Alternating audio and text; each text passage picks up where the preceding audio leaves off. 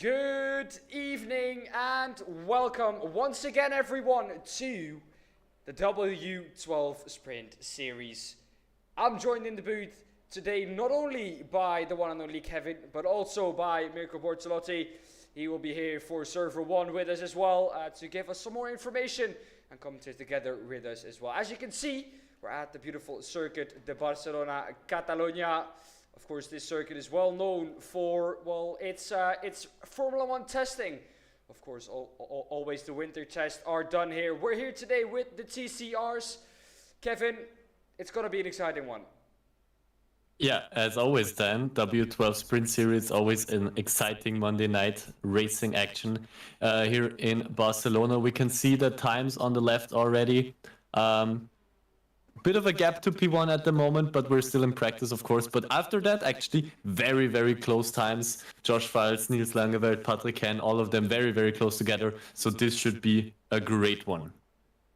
Well, like I said, not only Kevin here with me today, Mirko is here as well. Mirko, you've driven, of course, in the W12 series, these TCRs.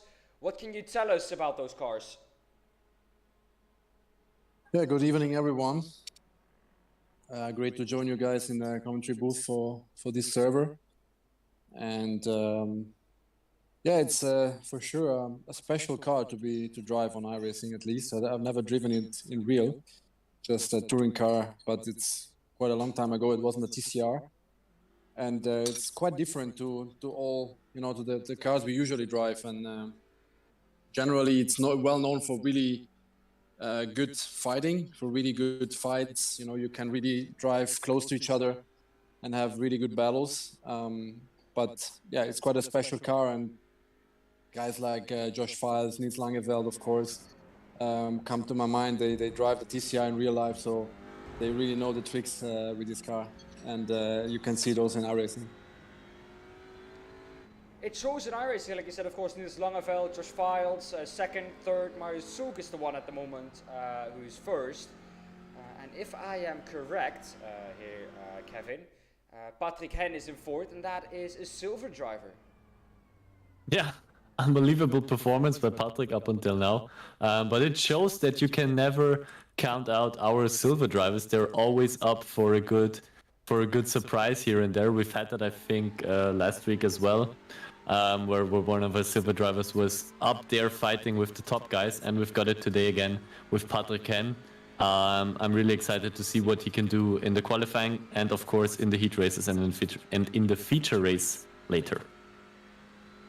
Of course, this is the first server. For the people who don't know how this first server works yet, of course, we will first have a closed qualifying, a one lap shootout, and you need to perform. If you get off track at that lap, it's your lap done. Of course, you won't be able to get another lap in.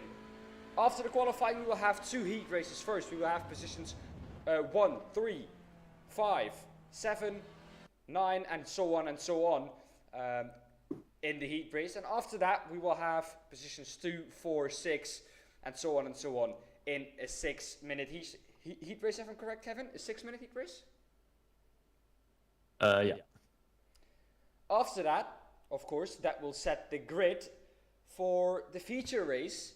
And after the feature race, of course, we're done with server 1. We go into a draw for server 2. And if that is done, we will have one sprint race, heat race, depends what you want to call it. It's, I think, 16 minutes. And then we have a 17-minute race after that in server 2. So a lot to look forward to, a lot of heat races, a lot of racing to look forward to, and I think this is a track that lends itself to some good racing. Mirko, I don't know if you are good to give us a lap around this track once Josh Files starts his qualifying lap.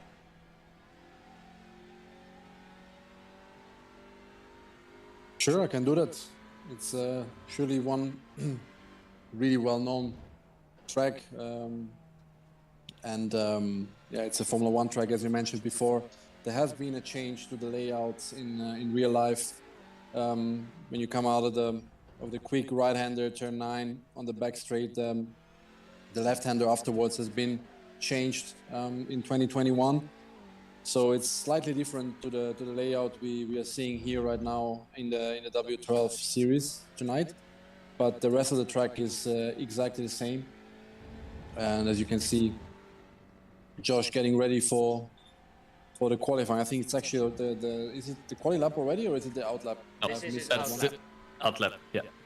That's still the out lap, so getting ready for his qualifying lap. Obviously, yeah, he knows he has the pace, but this one lap quali is always really tricky. I mean, you do a little mistake, you have a little lockup, or you just miss your apex a little bit, put your wheel over the line, the lap is done, and suddenly you find yourself in a really bad position for the heat races. But yeah, that's the excitement of having the one lap quali. So here we go then, last chicane. Trying to have a good exit to really have a good start to your lap. Obviously the last corner is easy flat in the TCRs. Coming down the main straight. Fastest point of this Barcelona circuit. Really late on the brakes.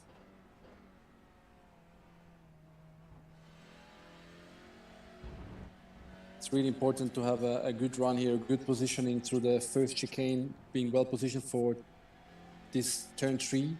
A really fast right-hander where, yeah, can really make the difference there. You see Josh having a really clean line through that. That's a big moment from Josh into turn 4. It's what I mentioned before. It's really easy to have a little lockup. Tires are still cold in TCR usually. They always build up, they always get faster with the laps. But he's still in the game, he didn't get an off track, so the lap is still counting for him. Good exit here from 5, coming into 6, 7. Be careful on the exit here, not hitting that banana curb on the right, can damage the car. So into turn 9, really exciting corner in real life as well. Having a good exit here is really, really important, coming into the back straight. And the braking will be really important now into the hairpin.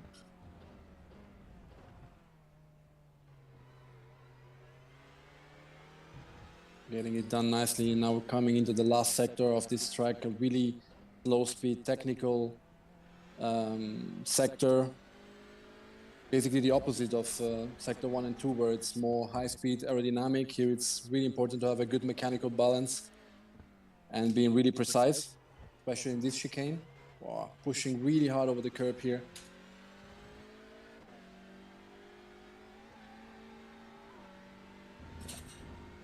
And getting his lap done. Really curious to see where he ends up.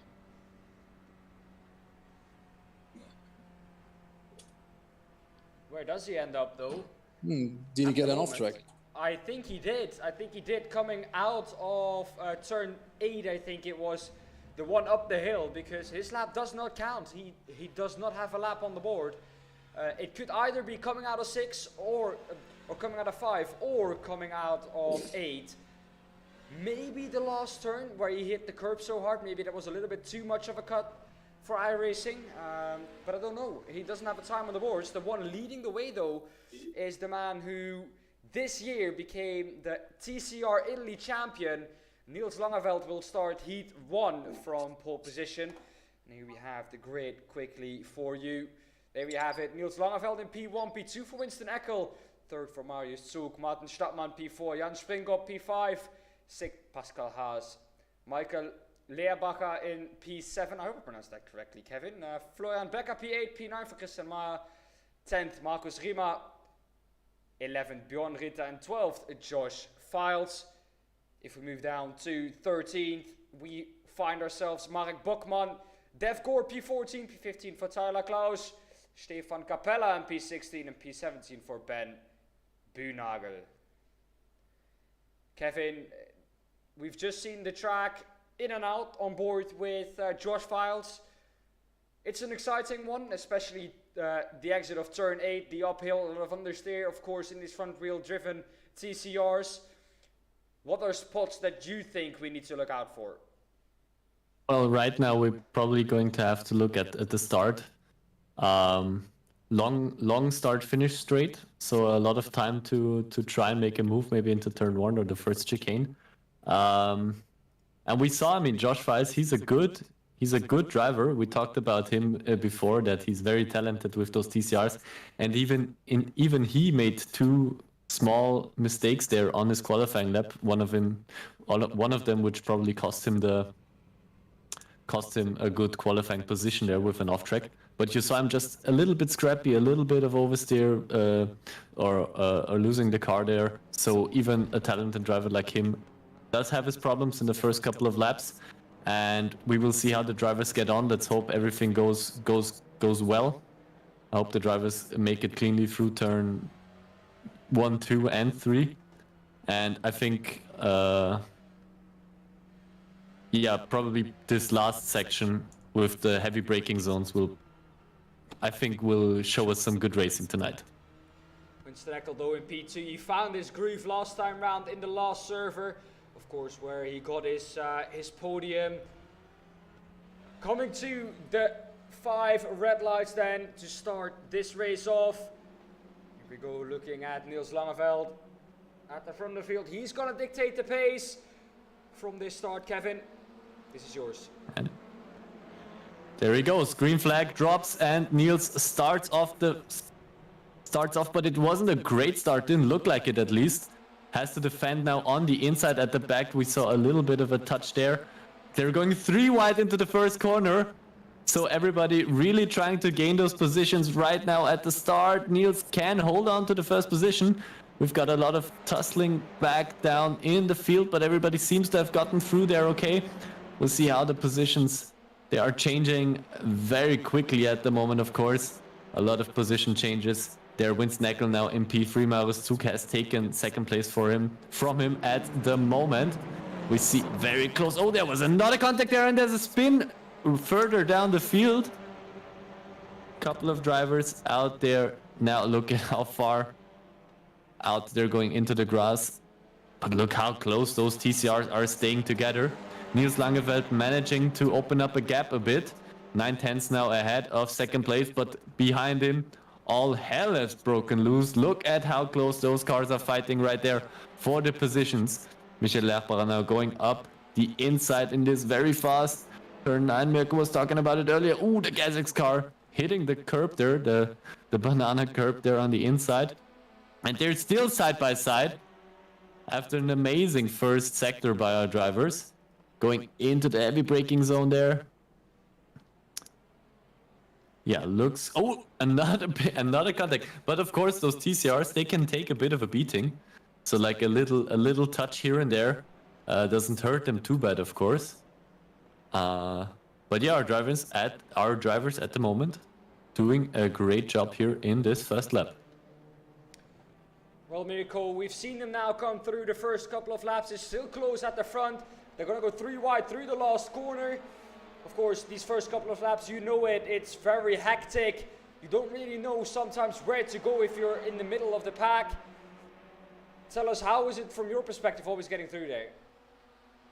It's great racing, what we see at the moment. I mean, Niels could really benefit from the pole position. Ooh, there's a big crash now on the main straight. Oh! Well, 3, 4, 5 cars off. I think Dev Gorge is not involved in it. It's Jan-Philippe, Josh Files, Florian Becker, Michael Lerbacher involved, and Stefan Capella. Oh, a lot of drivers. I was just looking down at my notes when it happened. Couple of drivers out there. You can see the drivers just towing themselves back to pit lane. Of course, the heat races, when you have a crash like that, not really a chance to come back from that. So 2 drivers out of the race. Michael Lerbacher, Florian Becker out. And they're still fighting, and there's another spin. Tyler Klausch and what is it, Björn Ritter. I think it was the second car that dropped down. Josh Files now managing to take another couple of positions there up to P11. And another car going wide, Ben Bühnagel. So now second lap, everything has come loose there after a very, very clean first lap, I would say. Second lap is where it's all coming down. Max Riemer now fighting against Marius Zug. Marius Zug also dropped down a bit. He was a bit further up the field before as well. Still on Now the inside by side. Yeah, Marius was running P2 on the first lap. I think the Yeah. Something must have happened on lap 1 because he came back in like P4, P5. Oh, look, he's went very wide there as well, so he's lost another couple of positions there. Or he's about to lose another position against Marek Bergman. Ooh, little touch there. Marius Zug not in a great position at the moment. Couldn't convert his qualifying pace. Seems like into race pace. But we'll see. He's trying to fight back. Drops out of the slipstream there. Is now on the inside for turn 1, of course. So he might be going for something here. Not very late on the brakes, but of course the inside should help with that. And manages to get past. Yeah, good job there for Marius Zug to get that one back. But of course, cost him a couple of tenths to Markus Riemer ahead of him, who he was fighting just before. So he won't be happy about that anyways.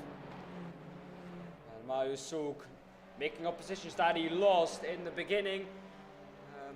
Markus Riemer, though, is the one who I think, well, benefited from that the most, up 5 positions. At the moment, defending now from Marius Zug. We saw it at the beginning. Stefan Capella started all the way down in P16 and is now up in P9, gained 7 positions. Overall, of course, 4 people that pitted behind him. Josh Files, though, not with a great start, of course, we saw it. He didn't get a lap time in qualifying, Mirko. And while it seems like he's paying the price for that, he's paying the price for it at the moment. Only up 2 positions. I expected, to be honest, a bit more from him.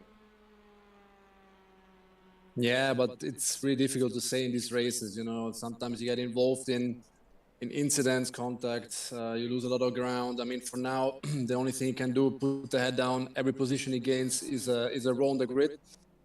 And if he manages to get into the top 6, he can even score points, which is obviously something he's looking at. And there's a nice battle now here for the lead and for the win of this heat. This might be the last lap. We're just in time, Kevin. They're gonna enter the last lap. I think there was half a second left before Niels Langeveld entered the last lap. Winston Eckel is all over him. He's gonna try it around the outside of turn 1. Can he make it stick though? At the moment he's alongside, but he has the outside. He's been shown the outside a little bit too wide there for he's looking another one. And in the process though, he loses out to Martin Stadtmann with a great run out of turn 2. Maybe into turn 3, turn 4, he can make something work, but is a little bit too far back now. Both Gazak's drivers, one in the Hyundai, one in the Audi. It's a 1-2 for Gazak at the moment.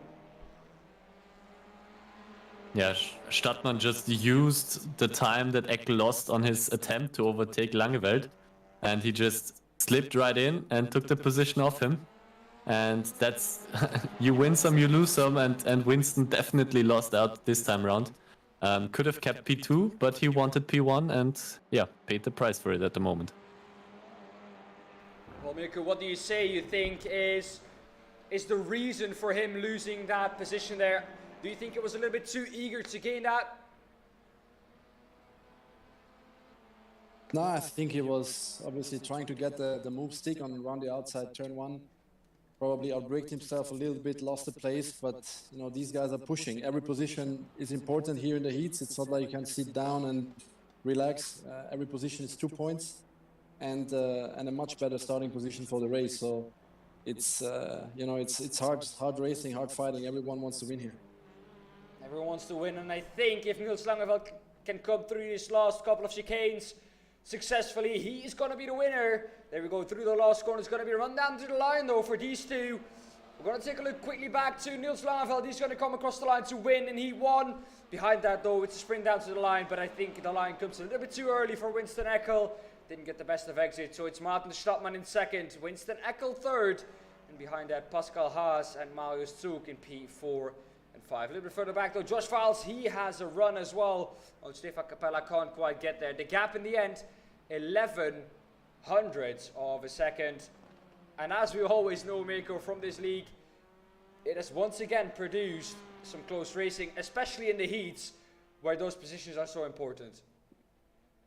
Yeah, as I said before, I mean, it's really important to have a good heat race.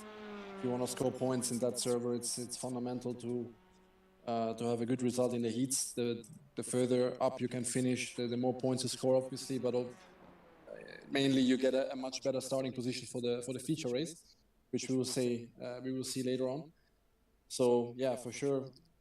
Looking at Josh, I think he could recover still quite well, considering he didn't have a lap in qualifying. But obviously, also for the top three guys, really important to find a good compromise of trying to win the race, but at the same time not crashing out and compromising the whole server.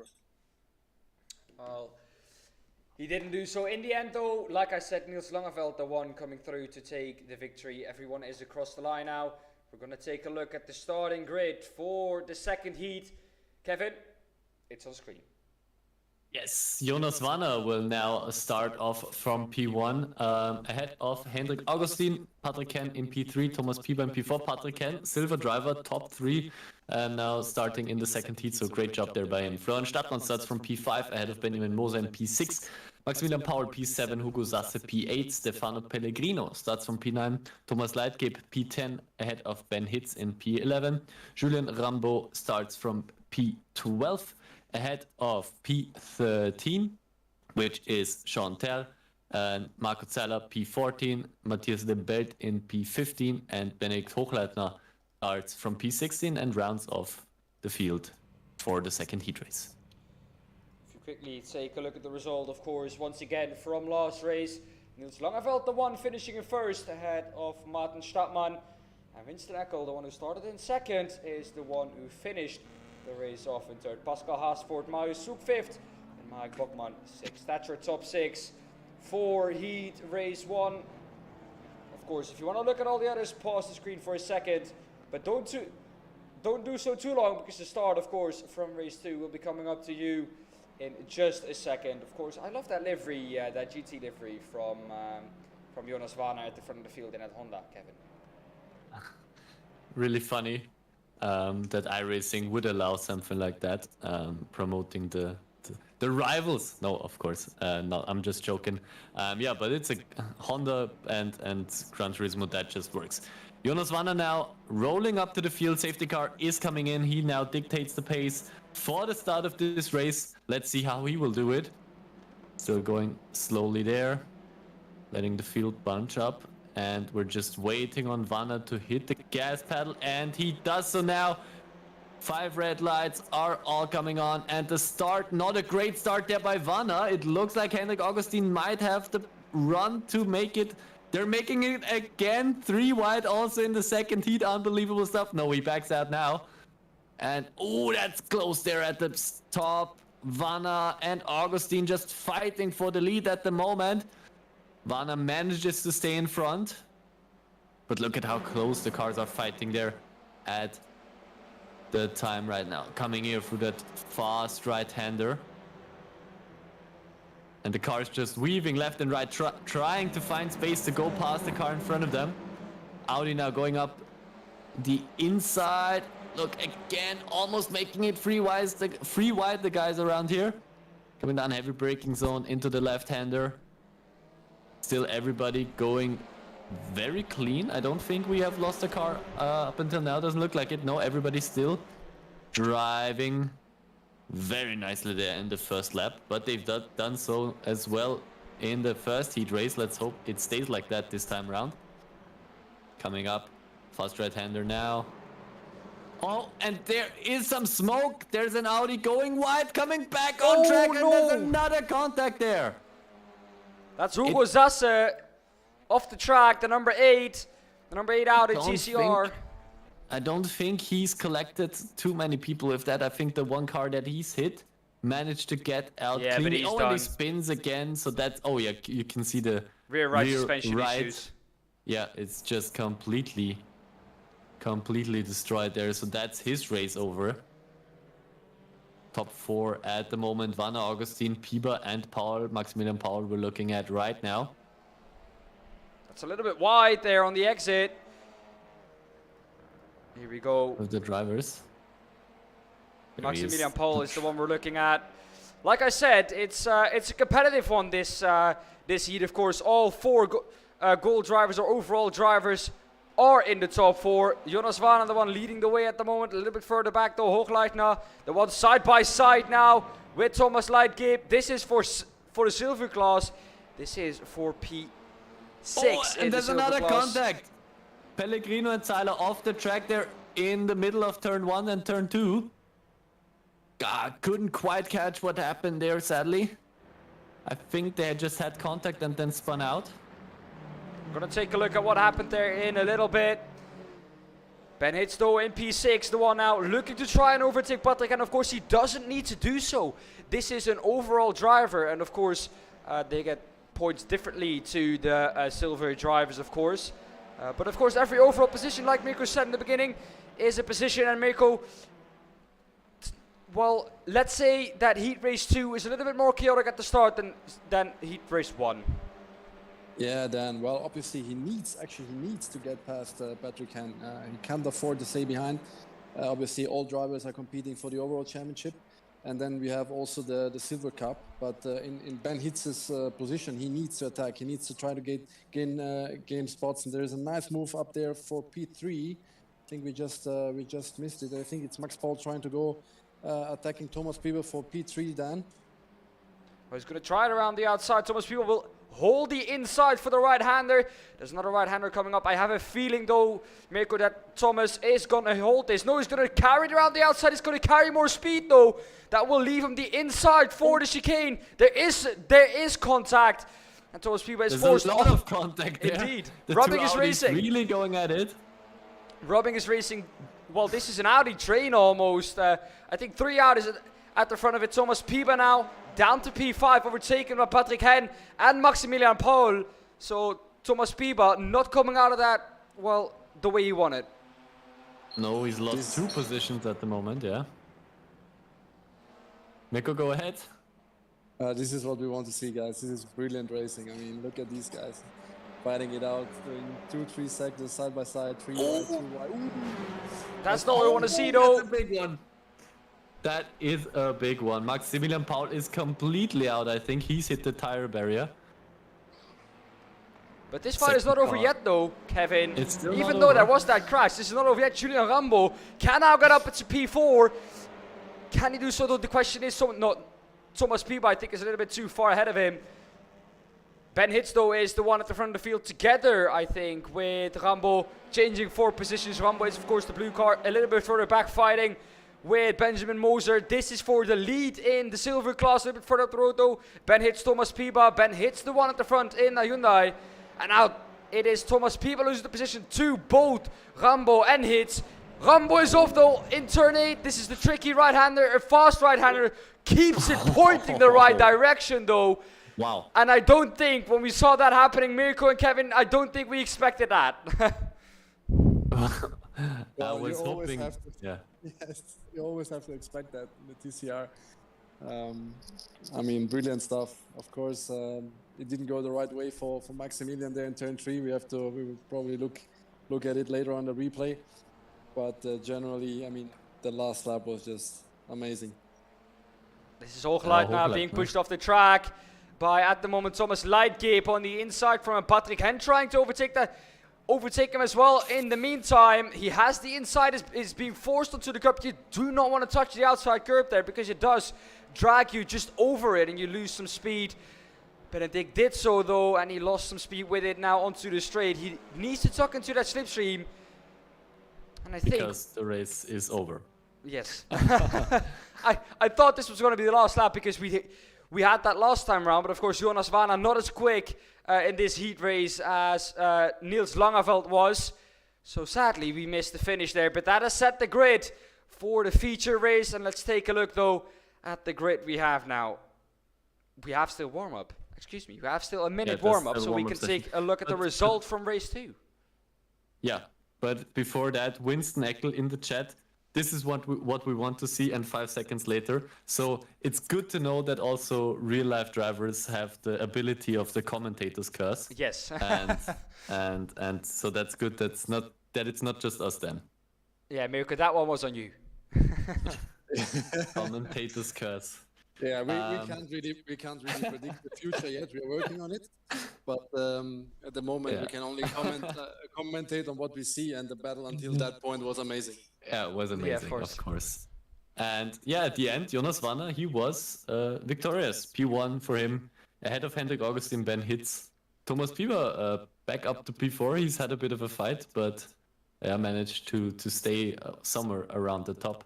Benjamin Moser in P5 has won, let's say, under the silver drivers, the fastest silver driver ahead of Florian Stadtner, Julien Rambeau, Chanter, and Patrick Ladkip.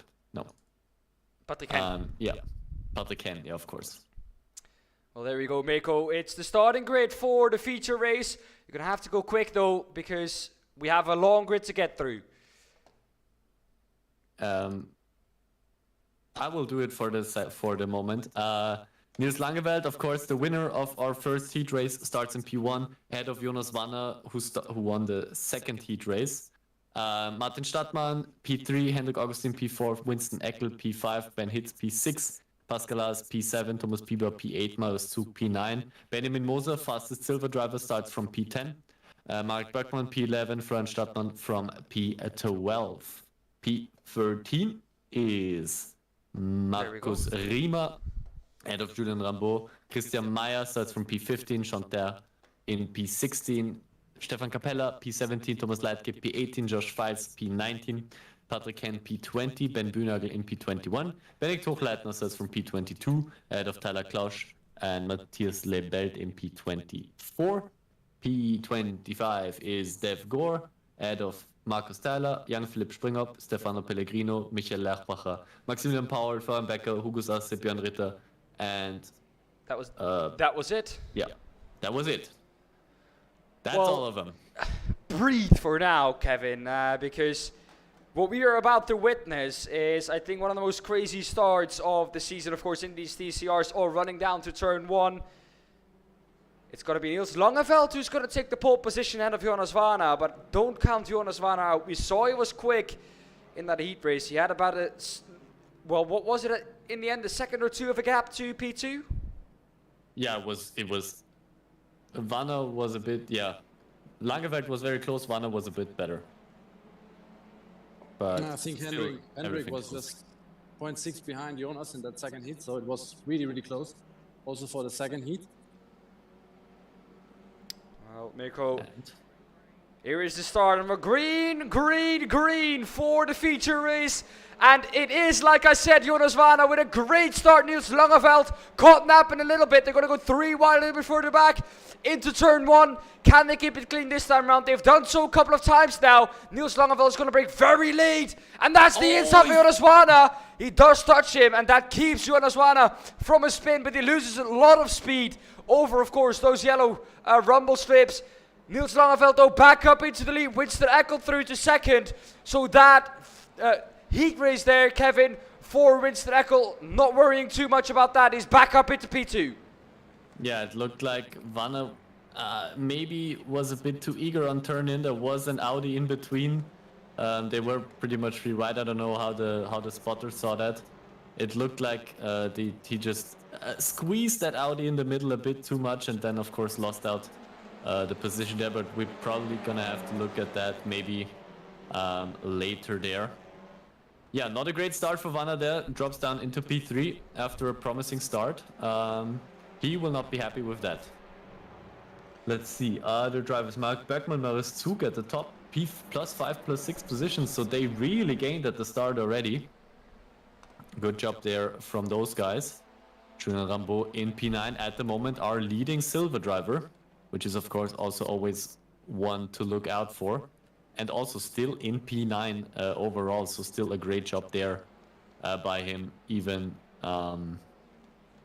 when just looking at the overall result. P9 still a great position there.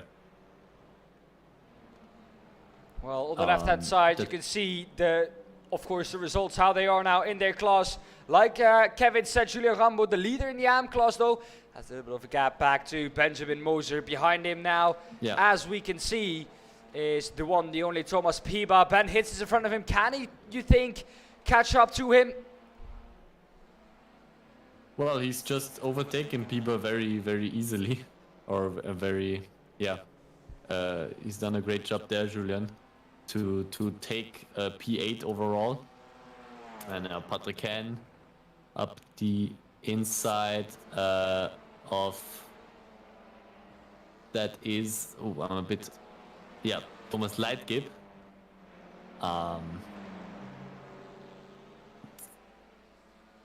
And... Patrick Hen has gained that position. If we look, though, a little bit further up the field, there's a battle for P5 and 6. They're side by side. Ben Hitz and Mark Buckman, I think that is Martin Stadtmann is the one. Yes, Martin Stadtmann in P6. This is P6 and 7. They're now single file again, though, but that was a great fight there between those two. And it's Ben Hitz who we're looking at. Martin Stadtmann in front of that, of course, in the gas, actually, over here. Mark Buckman, the one in the other Hyundai, of course, for M&J Performance in P5. A bit further down the road, though, Michael Lebach, of course, the one who has made his debut, this week on the W12 series here. Kevin, up into P11 on the overall standings, is going to try and make his move around the outside of turn 8 on his teammate. Does do so successfully. Hochleitner, though, does allow him past. Yeah, but not that quickly. He's going very late on the brakes there. Looked a bit too late, actually. A bit of a puff of smoke coming up there, and now lost out big time. So misjudged his braking point, I think, there just a bit. Michael Lerbacher now in a good position. Let's see where his pace is, and if he can catch up further up the field. I don't know how well known he is with the TCRs, but at the moment, yeah, doing a good job in P15. Gained a lot of positions there as well. Look at this, though. This is the battle at the front of the field. This is Niels Langeveld, of course, defending from Winston Eckel. Can Winston Eckel, though, try and overtake him this time properly? It seems like, Kevin, that if Kevin can get, or if Niels Langeveld is passed by Winston Eckel could try and work on that lead. If not, he could defend from him. Jonas Warner, though, a little bit further back after that, off-track excursion after the hit he got in turn 1. Looks like he's back up into the top 3 fight. Yeah, of course. I mean, Vanna is one of the fastest drivers we've got here, and he has shown how quick he can be with that Honda. And I mean, he won his heat race. He was second in qualifying, so of course he would be up there for a fight. And Winston Eckel will definitely have his work cut out if he wants to keep that P2, because he's got a very fast Honda in his rearview mirrors. But at the moment, he's looking like he's doing a great job. Can keep Jonas Vanna at bay at the moment, and will be exciting to see what happens there then. We've still got, of course, just a bit under 13 minutes left in this race. I think there is a little mistake on the timing screen, guys. In what way? Positions. The positions, we could also do it like this, the overall standings. Here we go. Yeah, Depends what you want to see. Yeah, that's the correct one. Well, Julien Rambo in 7th, the leader of the AM class. That's why we had it up. Jonas Warner, though, going into the pit lane, the first one doing so. And he's got to be followed by Thomas Piba and Patrick Hen. Here we have them coming through pit road. We're going to go back to that leading battle, though, a little bit further up the road, because Niels Langeveld has created a little bit of a gap back to Winston Eckel. And the more of a gap he can create, I think the better it is, because I think if Winston Eckel is going to pit earlier than Niels Langeveld or later, once I think Winston Eckel has some clean air, I think there's a big chance that he could overtake Niels Langeveld. We'll see. I mean, Niels did a great job in the first heat in the qualifying, so we know how fast he is. And I mean, at the moment, I can't really see anybody getting past him. He's doing a great job. He's done so as well in the first heat, managing to keep the drivers at base. So at the moment, he's doing a great job. So I can't see anybody getting past him, really. Well, on track, maybe not, but with strategy, there is a possibility. Of course, 7/10 was the gap last time round. We're going to take a little bit of a look a little bit further down the field. Hendrik Augustin in fight with, at the moment, Thomas Piba and Josh Files ahead of him. Josh Files, not the pace I think, Kevin, we were expecting from him. I think once we went into qualifying and we knew that Josh Files, of course, in the practice was, I think, third or second, we both thought, I think, that he would be a little bit further up the road. Yeah, but you can see. I mean, he has went.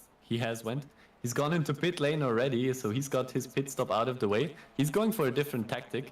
I mean, he was starting a bit further down the field, so he just had to try something with strategy. And also Hendrik there in P15. Jonas Wanner also, of course, already has been in pit lane as well.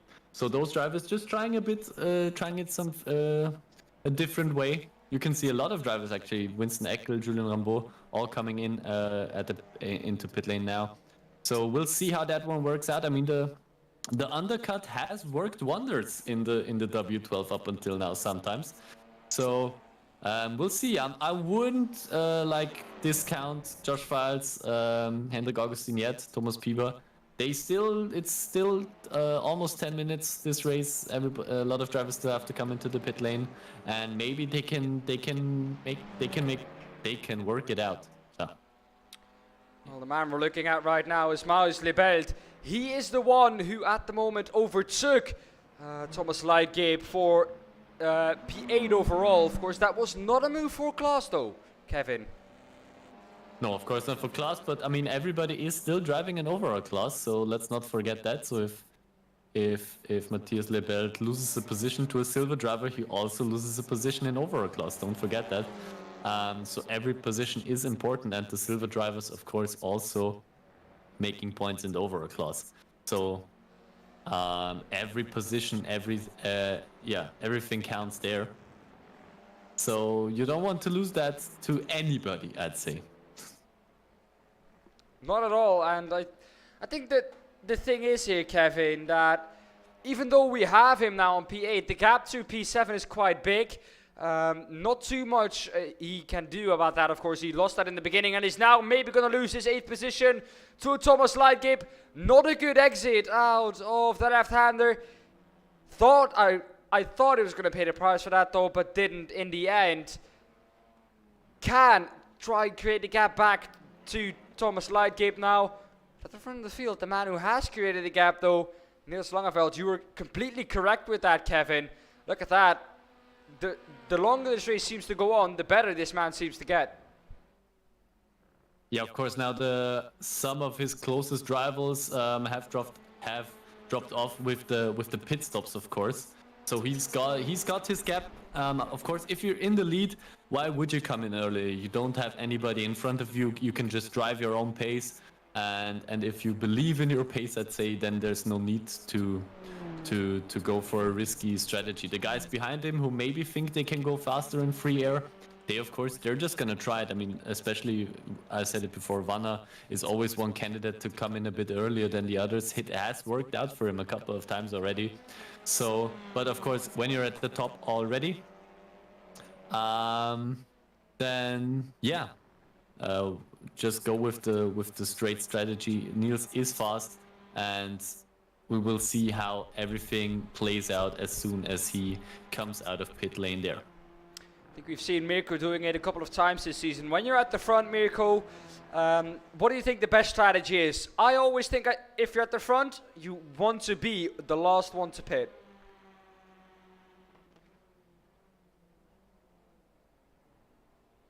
It might be that we have Yes. a couple. Yeah. Okay. Sorry, guys. Yes, I fully agree with you. I mean, depends on the situation. If you're in clean air, able of extending your lead or having clean laps where you have the best track position, then you obviously try to maximize that. Whereas sometimes when you're in the middle of the pack or losing time fighting with other cars, it's probably the better move to go for an undercut. Oh, hang on a second here, Mirko. Too wide into the pit lane. That is almost the Vettel at, I think, a China moment that was, but Bennett though losing out though to Marek Buchmann. Of course, this is the order they went into the pit lane. Fighting into the pit lane, Kevin, that's how close this is. Yeah, we've seen it in the heat races, of course, and we see it here in the feature race. Those TCRs just make for some absolutely great racing, and now we will see how everything plays out there. And Augustine, you can just see the number dropping next to his name as he's gaining positions there. But he hasn't come up as far as I might have imagined before, to be honest. Only P9, I'd say, after everybody has pitted. But still, of course, the more important thing is at the top, where Jonas Wanner is. He is back into P2. And only 2/10 behind the leader, Niels Langeveld, at the moment. So this one could still get very feisty. Yeah, Henry Augustine. We've been talking about him quite a lot. Bennett is now the one trying to overtake him. Can he do the cutback on him? He's going to try it though. Look at this train. This is going to be a big fight brewing here between all of these guys.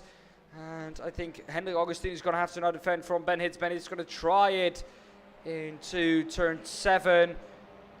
Not quite able to make that stick. Not quite able to go for a move. Had a little look though. A little bit further up the field though. A good exit for Marek Buchmann. But a better exit for Josh Files. Josh Files has made his pit stop already. He's now going to try and go around the outside out of him though. Is Winston Eckel, who maybe is in his way a little bit to try and make that overtake. Not quite able to go around the outside though. Looked like for a second though, Kevin, he might have a go. Yeah, but then at the end still was a bit too far behind there.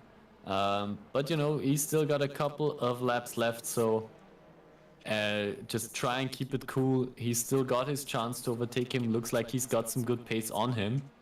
So we'll see. That one is not over yet. We can just see how close those two are. Marek Buchmann, Josh Files right behind him in the slipstream. Maybe now trying to get closer, trying to inch closer to the car. Look, Marek Buchmann just completely swerving over to the right, trying to get the inside for the next corner, trying to defend the inside for the next corner. But look at how fast that car of Josh Files is. He, of course, caught the slipstream from Winston Eckel ahead, and that was enough. And now he's passed Marek Buchmann.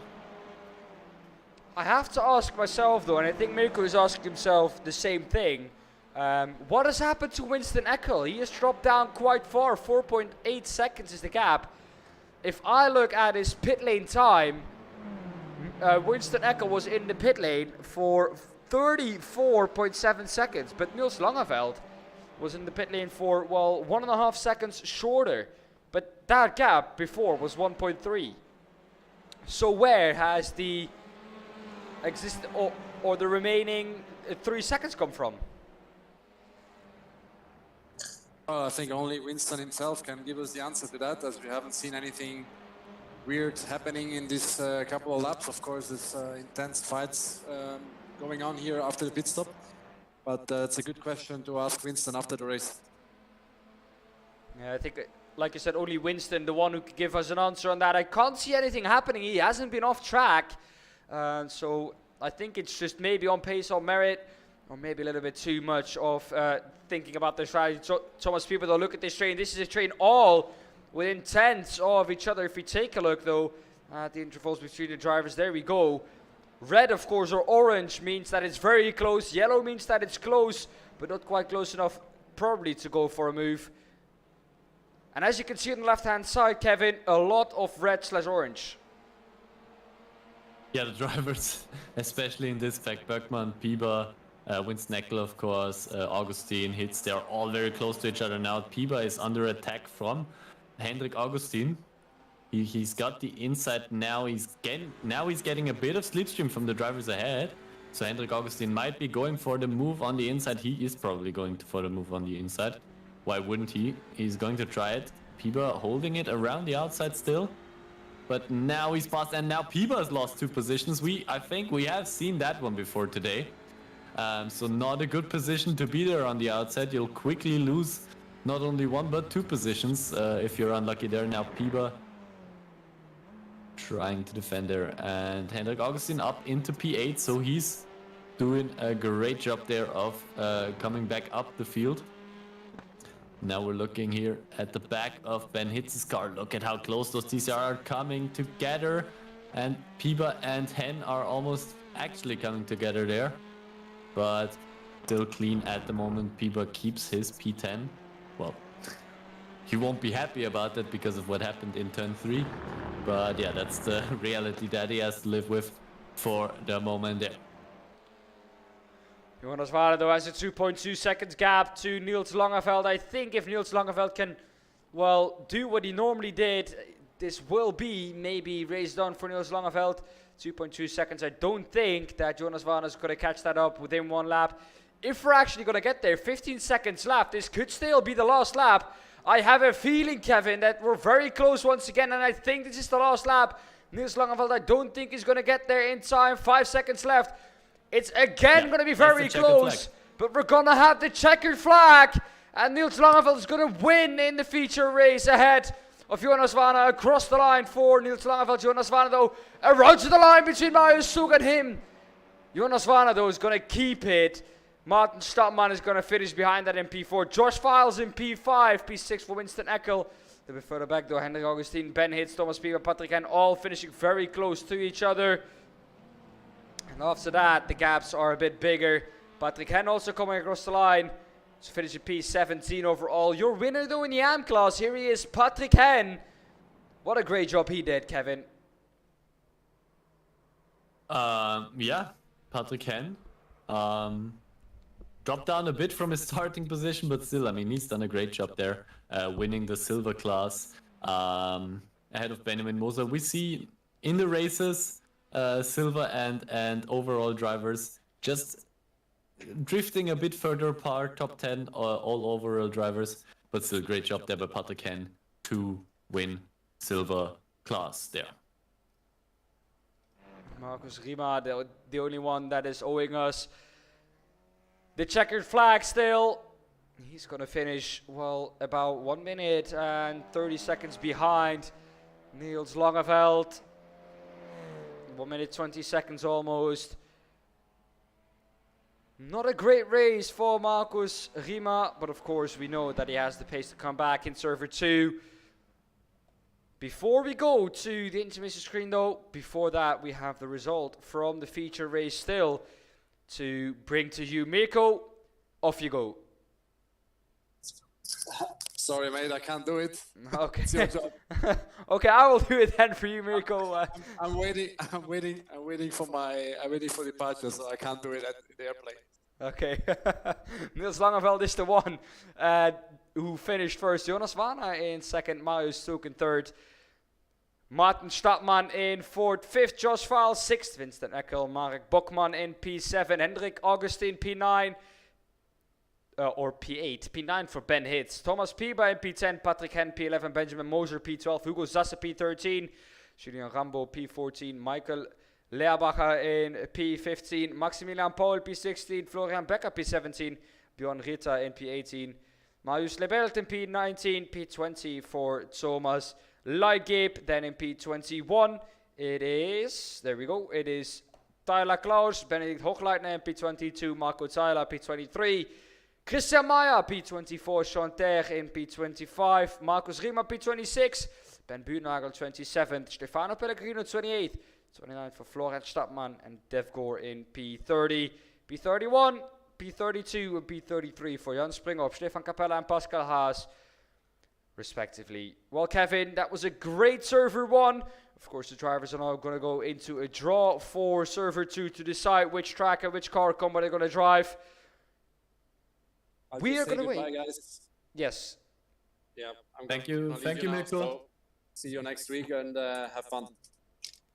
Thank you. Well, before we go, of course, to that next session, we're quickly going to wait on the draw for server 2. Don't go anywhere. We'll be back in a second.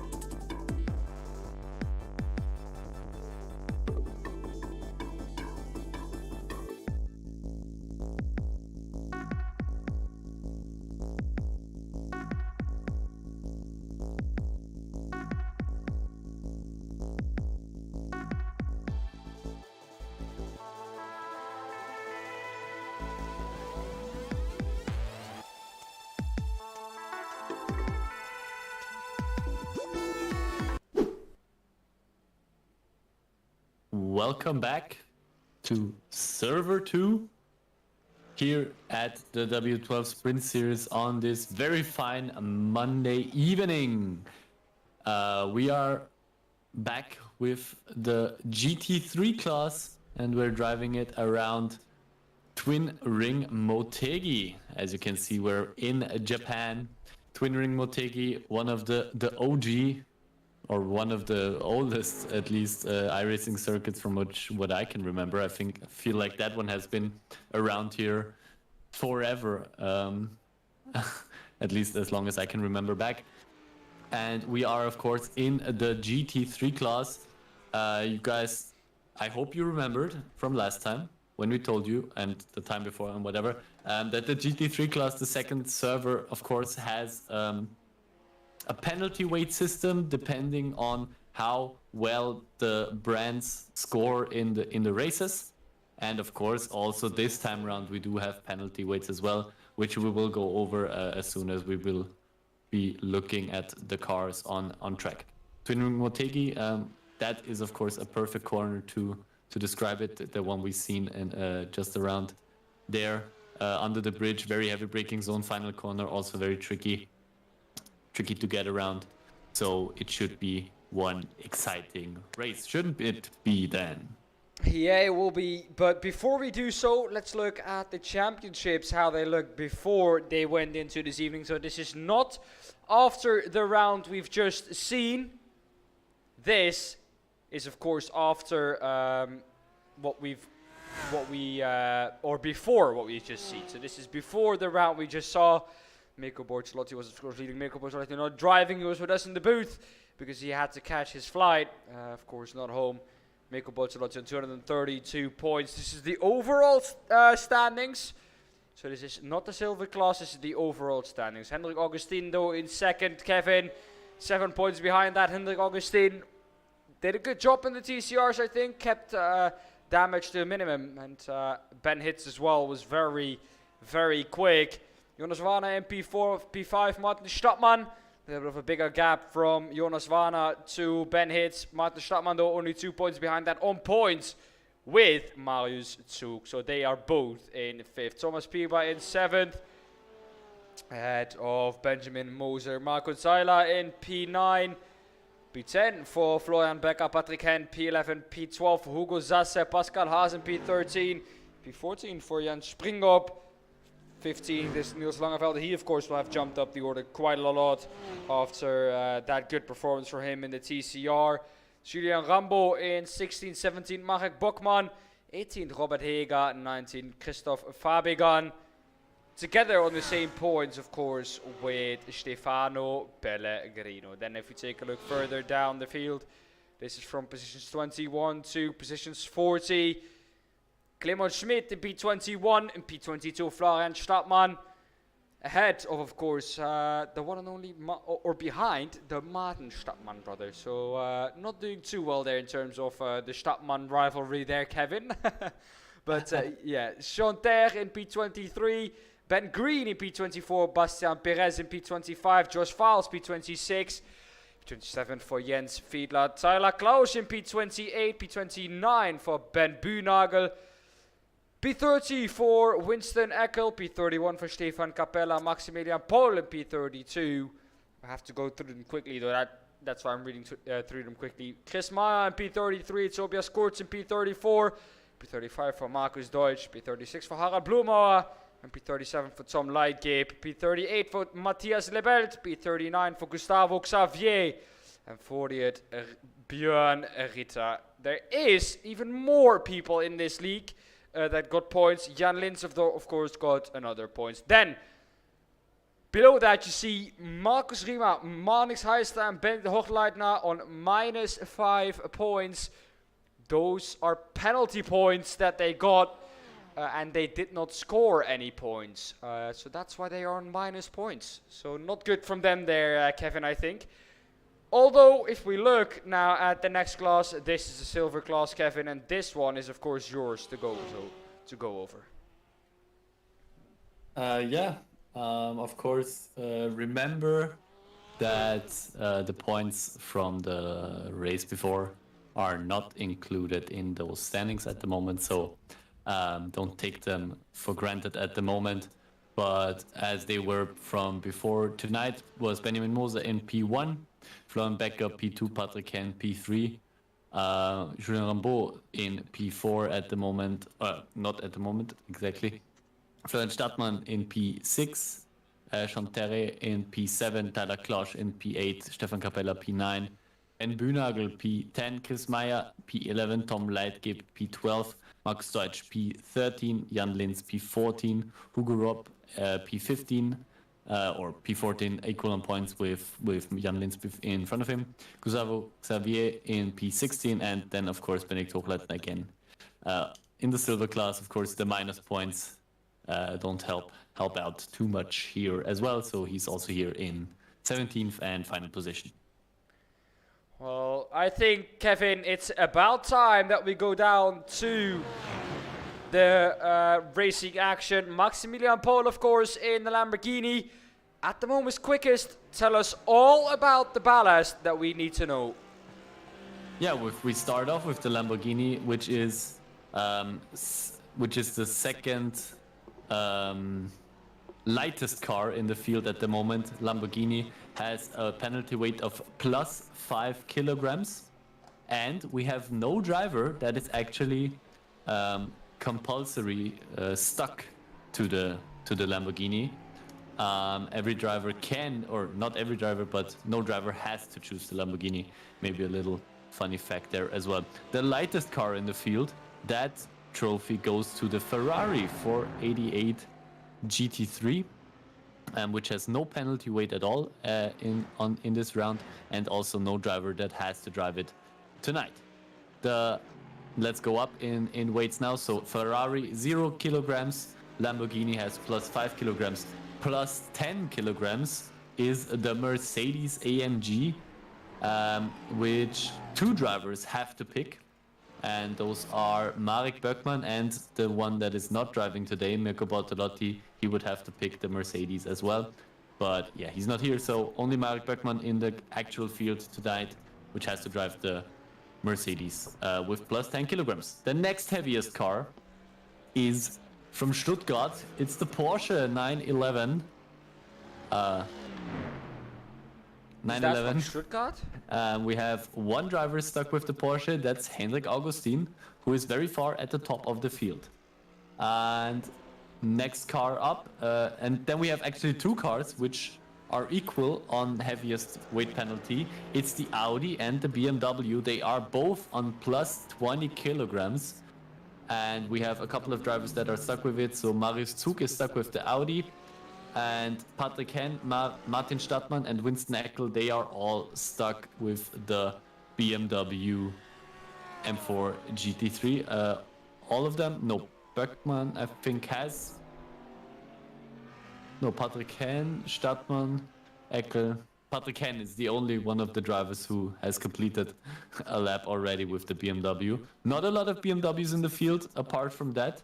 Also not a lot of Audis in the field apart from Marius Zug there.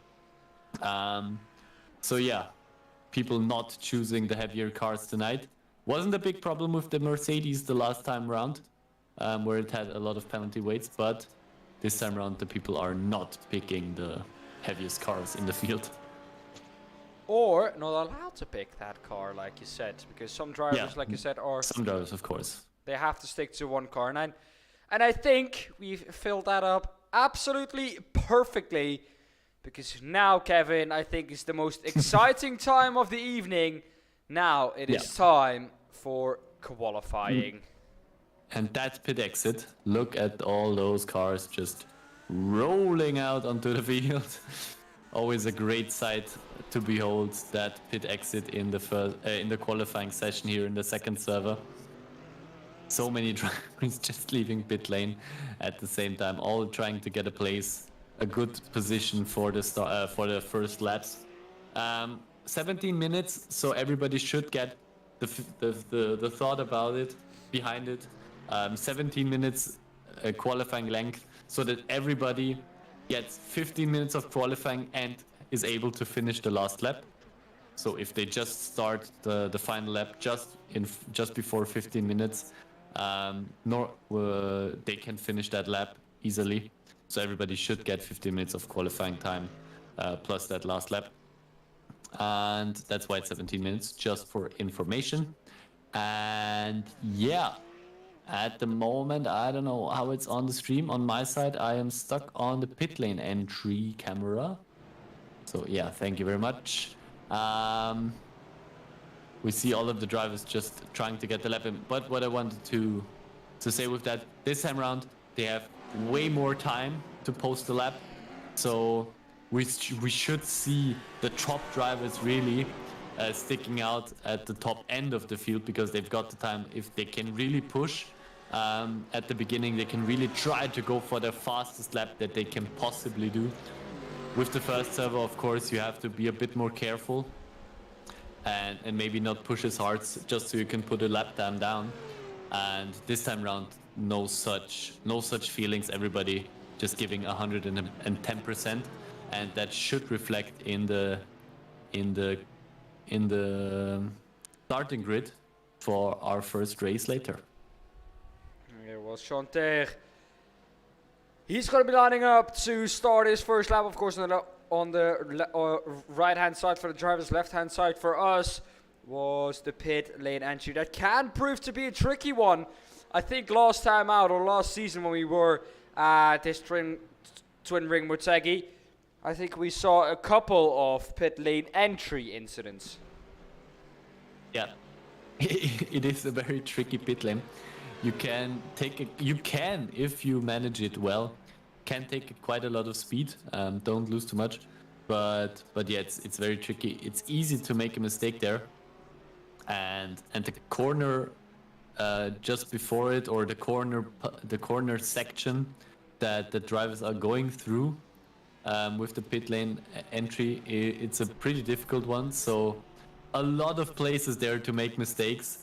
And let's hope our drivers can keep their noses clean there and not hit the wall or other drivers when going into pit lane.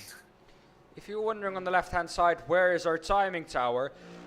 There is no timing tower at the moment. No one has put up a lap time, so there is no time to show you. As soon as anyone has put in a lap time, there will show up a corner or a tower on the left-hand side.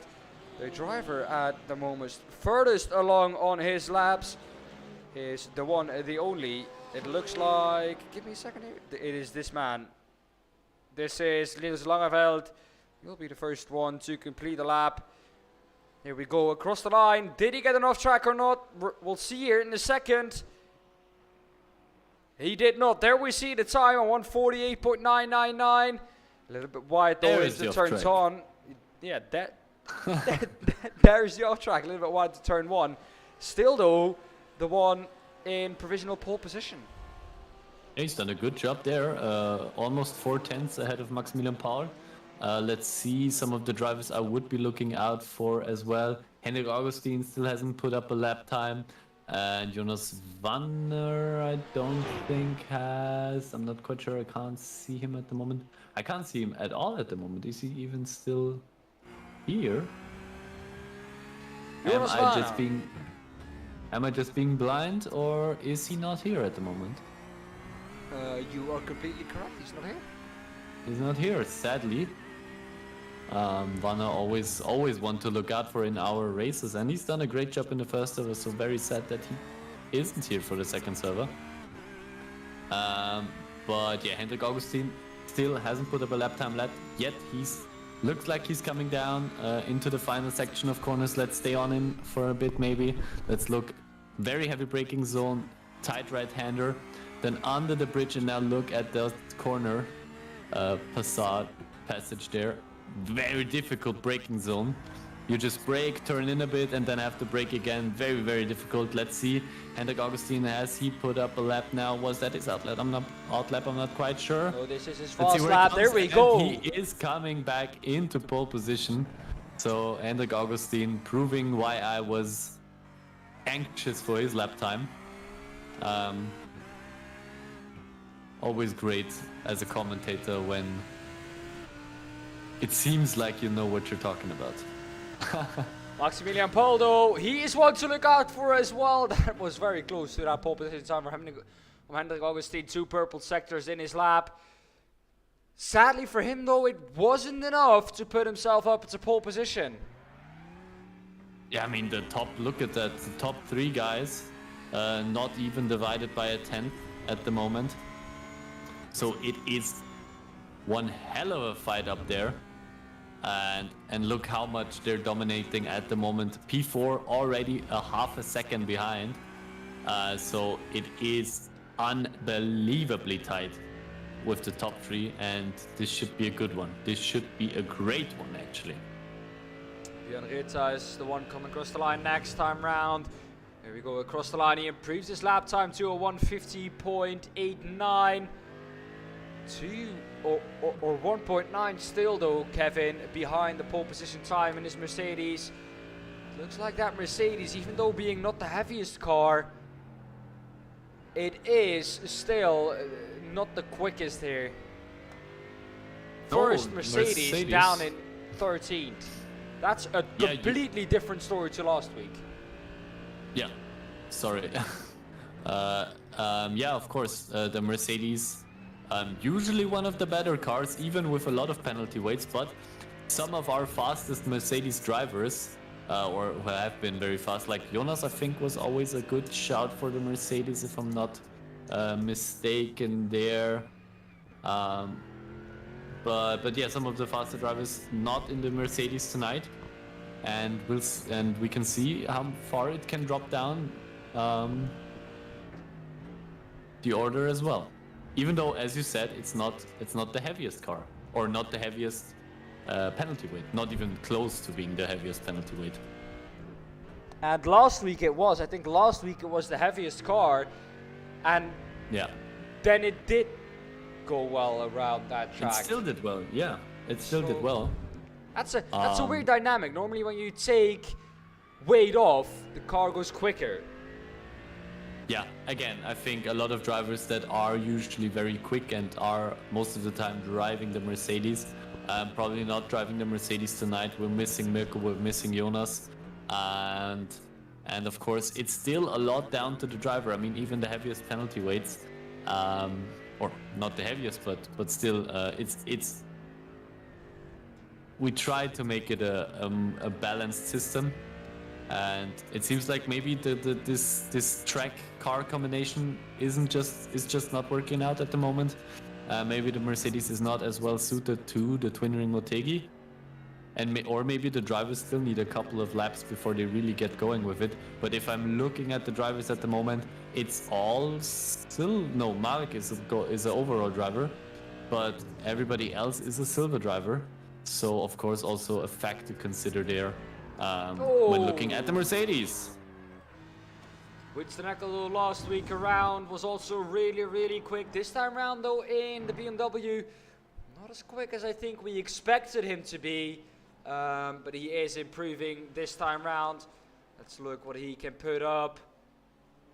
At the moment he is a little bit over halfway through his lap, and Winston Eckel will be looking to improve on the lap time he already has, standing at the moment his fastest lap time of 150.33, improved that lap time last time around. Winston Eckel down in 16th. Last week he wasn't the quickest in qualifying either, Kevin, but he came through in the end to take third. Clement Schmidt, the one who just passed him, he though was really quick last week. Yeah, he was really quick. Just wanted to point out who was very quick just in his last lap, Hendrik Augustin, who managed to extend his gap to 4 tenths, almost 5 tenths. So he's made a bit of a gap there. Yeah, Clemens in P7 in the Ferrari, which is today, the lightest choice, at least. 0 penalty weights for the Ferrari, and he's done a great job putting it up into P2 for the moment. Drive from Clement Schmidt. I have a feeling though, Kevin, that even though Hendrik Augustin is in the lightest car, of course, 4 tenths still behind or Clement Schmid is in the lightest car. He's still 4 tenths behind Hendrik Augustin. And if we, well, take in mind previous events, 4 tenths, a lot of cars can fit between him and Hendrik Augustin still. Yeah, there is still that's still a big gap, but it just shows how fast Hendrik actually is. I mean, he is in little spin there by Clemens. He's in one of the heavier cars. I mean, the Porsche is only 2 kilograms away from the heaviest, 18 kilograms for the Porsche, 20 kilograms for Audi and BMW. And he still puts up times like these. Hendrik is a force to be reckoned with, and he shows so once again. He's done very well also in the TCRs, not as well as we usually see him, but still he might be able to claw back a lot of points this time around in Twin Ring Motegi. Well, Kevin, we've seen a lap last time round, a purple section for Pascal Haas. Why did you lead us? Oh, never mind. Pascal Haas, you're an absolute legend. Of course, the time when we asked him to give us a lap around the track, he's going to go into the pits. Who will we jump on board then with Patrick Hen, the BMW. We'll jump on board with him for a lap around the track with Kevin. All right, so he's coming down to the start-finish straight. There's not a lot of extremely long straights on here, just one, just a final straight there. First corner, double apex corner, kind of like a hairpin there, and yeah, not the greatest start there by Patrick Hen into this first two corners, and he stops the car right away. Well, thank you, Patrick Hen. Of course, Marco Zaila is the next one on the lap. Yeah, so again, first corner, double apex corner. So here one, going out a bit wider, and then back into the corner there. Marco Zaila in the Porsche. Now again, a little bit of a straight, and now heavy braking zone into turn 3. Again, going wide, going down over to the curb there, back to the inside, taking the curb on the inside. It's a very fast section, but still very technical. Again, heavy braking zone, right-hander, turn 5. Even more than 90 degrees, so going back around a bit there as well. Up to turn 6, flat out, easily done there. Now turn 7, drops down into third gear. Tricky left-right section there. Now coming down to turn 9, again heavy braking zone. Very, very tight left-hander there. Almost a hairpin there as well. Going back up the gears and into another hairpin. Twin ring, very, very loaded with those. Turn 10, and now the time for the drivers to breathe a bit. Probably the longest straight on the track between turns 10 and 11, and now coming downhill, so making the braking zone a bit heavier. Into the right-hander, also again very tight. We've seen a lot of action in that corner, and now my favorite part of this track, this final section of corners, where you really have to have your technique down with braking, steering, shifting, whatsoever, before coming back down the start-finish straight for a lap around Twin Ring Motegi. That is P12 at the moment for Marco Zaila. Well, not too bad there for Marco Zaila. Into the first corner we go again with Martin Stratman looking on with the Blim Cap. This is not the first corner, excuse me. This is one of the last couple of corners. This is, I think, turn 14? Yep, this is the last corner now. He's back up to the start-finish straight there. And we've seen that tricky section, that tricky final section there once. Again, Martin Stadtmann now probably starting his final qualifying lap. Let's see what he can do. He's in the heavy BMW, but he's still done a great job. Also, Patrick Hen, really commendable job there, dragging that heavy BMW up to P9. He's of course stuck with the BMW, but still, great job there by Patrick. Fastest silver driver once again. He's really done a great job tonight so far. Also in the silver class battles. Oh, yeah, Martin Stadtmann. Yeah. There's Stefano Pellegrino. in the Mercedes. At the moment, P19. Hendrik Augustin in the pit lane. He's happy with his time. He doesn't think he can improve that. Very... I love it. It reminds me of, what was it, Sebastian Vettel in Singapore one time, where he just didn't go out for his final qualifying lap and just watched the qualifying end in the pit lane, and he still got pole position anyway. So It reminds me pretty of Max dominant. Verstappen in Austin. In Yeah, Texas. he did that as well. Yeah, correct.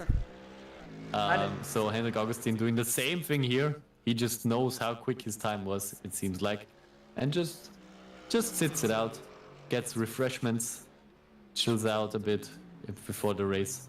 Not a bad strategy if you can manage to pull it off. Let's see if it backfires on him. Maybe somebody can still get a couple of tenths on him. Jan-Philipp Springop, he would have to get a lot of tenths on him. Let's see if that one works out. Let's see where he comes in his final qualifying lap. Comes across the line, and that is not an improvement there. So Jan-Philipp Springop stays in P15, and that's it. Qualifying is over. Hendrik Augustin is our pole sitter for this first race, ahead of Clemens Schmidt and Maximilian Paul, the top three drivers from qualifying. Three different manufacturers, which is also always great to see: Porsche, Ferrari, and Lamborghini. Nils Langeveld in P4, ahead of Marius Zug in P5. Thomas Bieber starts from P6, ahead of Michael Lechbacher in P7. Martin Stadtmann in P8, Pascal Haas in P9. Patrick Henn, P10 overall, P1 in silver class. So great job there by Patrick. Florian Becker, P11 overall, P2 in silver class. So the silver drivers here on our first page of our results. Marco Zeiler, P12 in the starting lineup. Josh Files starts from P13. Benjamin Moser, P14. P3 in the silver class, so he's still up in the fight there. Jan Springop in P15. Marek Bergmann, P16. Julian Burr, P17. Markus Riemer, P18. Winston Eckel, P19. Stefano Pellegrino, P20. Hugo Sasse, P21, Florian Stadtmann, P22, Thomas Leitgeb, P23, Ben Bühnagel in P24, Björn Ritter is in P25, Matthias Lebelt is in P26, Christian Meyer in P27, Benedikt Hochleitner starts from P28, Jean Terret in P29, and Stefan Capella in P30 rounds off the grid. Well, it's going to be an exciting one here, Kevin. Once again, Hendrik Augustin for pole position and Clemens Schmidt lining up on the front row alongside him. Kevin, the safety car is now going to pull off. They're going to go around the track once to, well, let's just say... Well, not quite. That's on the back straight, yeah. So... Yeah, so it's the we're... turn 11, I think this is. Yeah, that is almost a lap done, so luckily not a whole out lap there from our drivers behind the safety car, so we can get into the action quicker. Dan, do you want this one? Of course, always happy to take one. Clemens Schmidt, the one alongside Hendrik Augustin, of course, they both have to wait until those lights go from red to nothing. Here we go, they're side by side. When are the lights gonna go on? I suspect in 3, 2, 1. There we go. Green, green, green. And it is Hendrik Augustin with the better start. Clemens Schmidt with a little bit of a slower one. Maximilian Paul already up alongside him. But up the inside though goes... Brilliant start there by Paul. Maximilian Paul indeed. Sorry. Marius Suko in P3. And there's a crash in the background between the BMW and a lot of other cars. That's not what you want to see though. The BMW off from Josh Files. Also, I think Benjamin Moser, Thomas Leitgeb, Sean Ter, Stefano Pellegrino, all involved in that. Benjamin Moser, Ben Bühnagel, and I think Julien Rambo, all involved in that one. And a little bit further on as well, I think one of the Lamborghinis involved in that one. Maximilian Paul, Kevin, what a start from him. Unbelievable. Where did he come from? He was just up the inside of Hendrik Augustin and just ran away with it. Unbelievable what Maximilian has done there. Wow. let's hope that wasn't a jump start or anything. But if everything went legally, then that was a brilliant start by Maximilian Paul. Well, I don't think you can have a better start. This is a little bit further back though. Patrick Hen in the Adrenaline Motorsports BMW trying to overtake the 111 Mercedes of Jan-Philipp Springop. And doesn't quite make that one stick though. He has another go down. Now down to turn 11, of course, that downhill braking zone is going to be proving very difficult though for Patrick Hen. Up the inside he goes, brakes later, and that's a little bit too late. What did I say, Kevin, before they went to the braking zone? That's going to prove a little bit too difficult for Patrick Hen. I expected this to happen. I expected him to misjudge his braking zone a little bit because he had so much speed coming out of that toe, and he braked, and he still braked later. He's going to go into the pit lane already. A very difficult pit lane entry though, so he still has to watch out though with Patrick Hen. That is not what he would have wanted going for that overtake. Niels Langeveld though has dropped down to 6th. I don't think that Niels Langeveld is going to do the unthinkable of winning all 4 races that you can win. Of course, we saw that 2 weeks ago, but not this time round. It doesn't look like it at the moment. He's already 3 seconds behind our leader, Maximilian Paul. And Maximilian Paul, with the pace he's got at the moment, doesn't seem like anybody can stop him right now. Mendig Augustin dropping down to P4. He won't be happy with that after a very dominant qualifying display. But he just, just wasn't enough at the start. Maximilian Paul used it, and Hendrik Augustin just got pushed down to P4. But yeah, Niels Langeveld did a great job in the TCRs and is still doing a great job in the GT3s. I mean, with the field we've got, a P6 finish is nothing to sneeze at. I don't think I could do that. Let me rephrase that. I'm definitely sure that I couldn't do that. So that is still a very good position to be in for the moment. Yeah, there is our class leader, Maximilian Paul, coming down. Heavy braking zone for the right-hander. We saw the crash there by Patrick Hen just before. Fern Stadtmann in one of the rare Mercedes, Red Bull Mercedes. Would you look at that? Also leader in the AM class, or well, AM class, silver class, because like I said, we don't really have AMs here. No, then really no amateurs here. Yeah, you're right. He's the leader of the silver class, doing a great job there at the moment. Of course, it's up 10 positions, so he managed to gain quite a bit from that starting crash there we saw just before.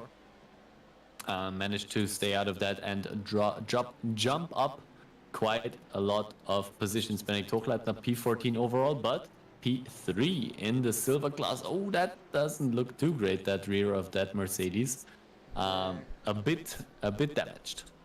A bit damaged though. A little bit further back though we have Matthäus Lebelt, who's trying to defend from Ben Buhnagel. Gives him, I think, more room than he would have needed there, because I think when he went for that, he wasn't even alongside and he still got the room from Matthäus Lebelt. So do you think that he was wanting to let him past?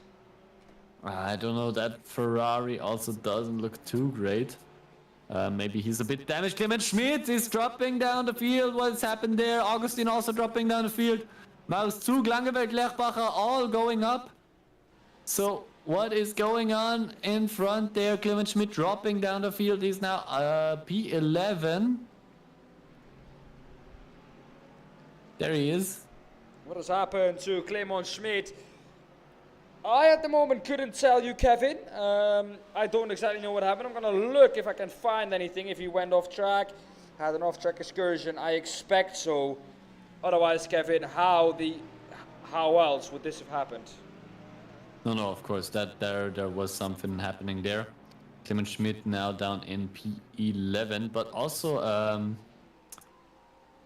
who was it? Augustin Maus-Zug also dropped positions there. Maximilian Paul just increasing his lead at the top there. Langeveld now in P2. Okay, so we spoke a little bit too early, I think. Yeah, you never know what happens in the W12, but he's still got Maximilian Paul ahead of him. And I'd say if Paul... Oh, he spun it! This was a little bit He's- earlier on though. Yeah, he's just spun it. Look at that. And then, yeah, gets out of the way quickly. So, that's sad. Sad sight to see there. Clement Schmidt just spinning it on his own. Rear getting a bit too fast there and dropping down the field. This though the man we were both talking about. This is Niels Langeveld. The gap though to Maximilian Paul. 4.9 seconds, and look at the train that Niels Langeveld has behind him, Kevin. That is, those are all wolves that are hunting down, well, the sheep at the front of the pack. Not a slow sheep at all, I have to say though. No. One of the fastest sheep I've ever seen. Yeah, but if you just look, I mean, Lerbacher is for our viewers, of course, not a name they have seen quite a lot. But I know that he's a very, very fast guy, and then all of the other drivers as well. Marius Zug, Hendrik Augustin, Martin Stadtmann, all of them. Okay, Augustin now going into pit lane, but still all of them extremely fast drivers. So Niels will have his work cut out there. If he wants to stay, I think there was a car spinning at the back there. I just saw it in the very far distance. Tell you if there was a car spinning. Yeah, I think it was Christian Meyer. I'm not quite sure, to be honest. I think it was a Porsche.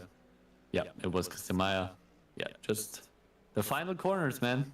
I told you, they are unbelievably difficult. Well, and you have proven that once again, and you've proven that you know this track very well.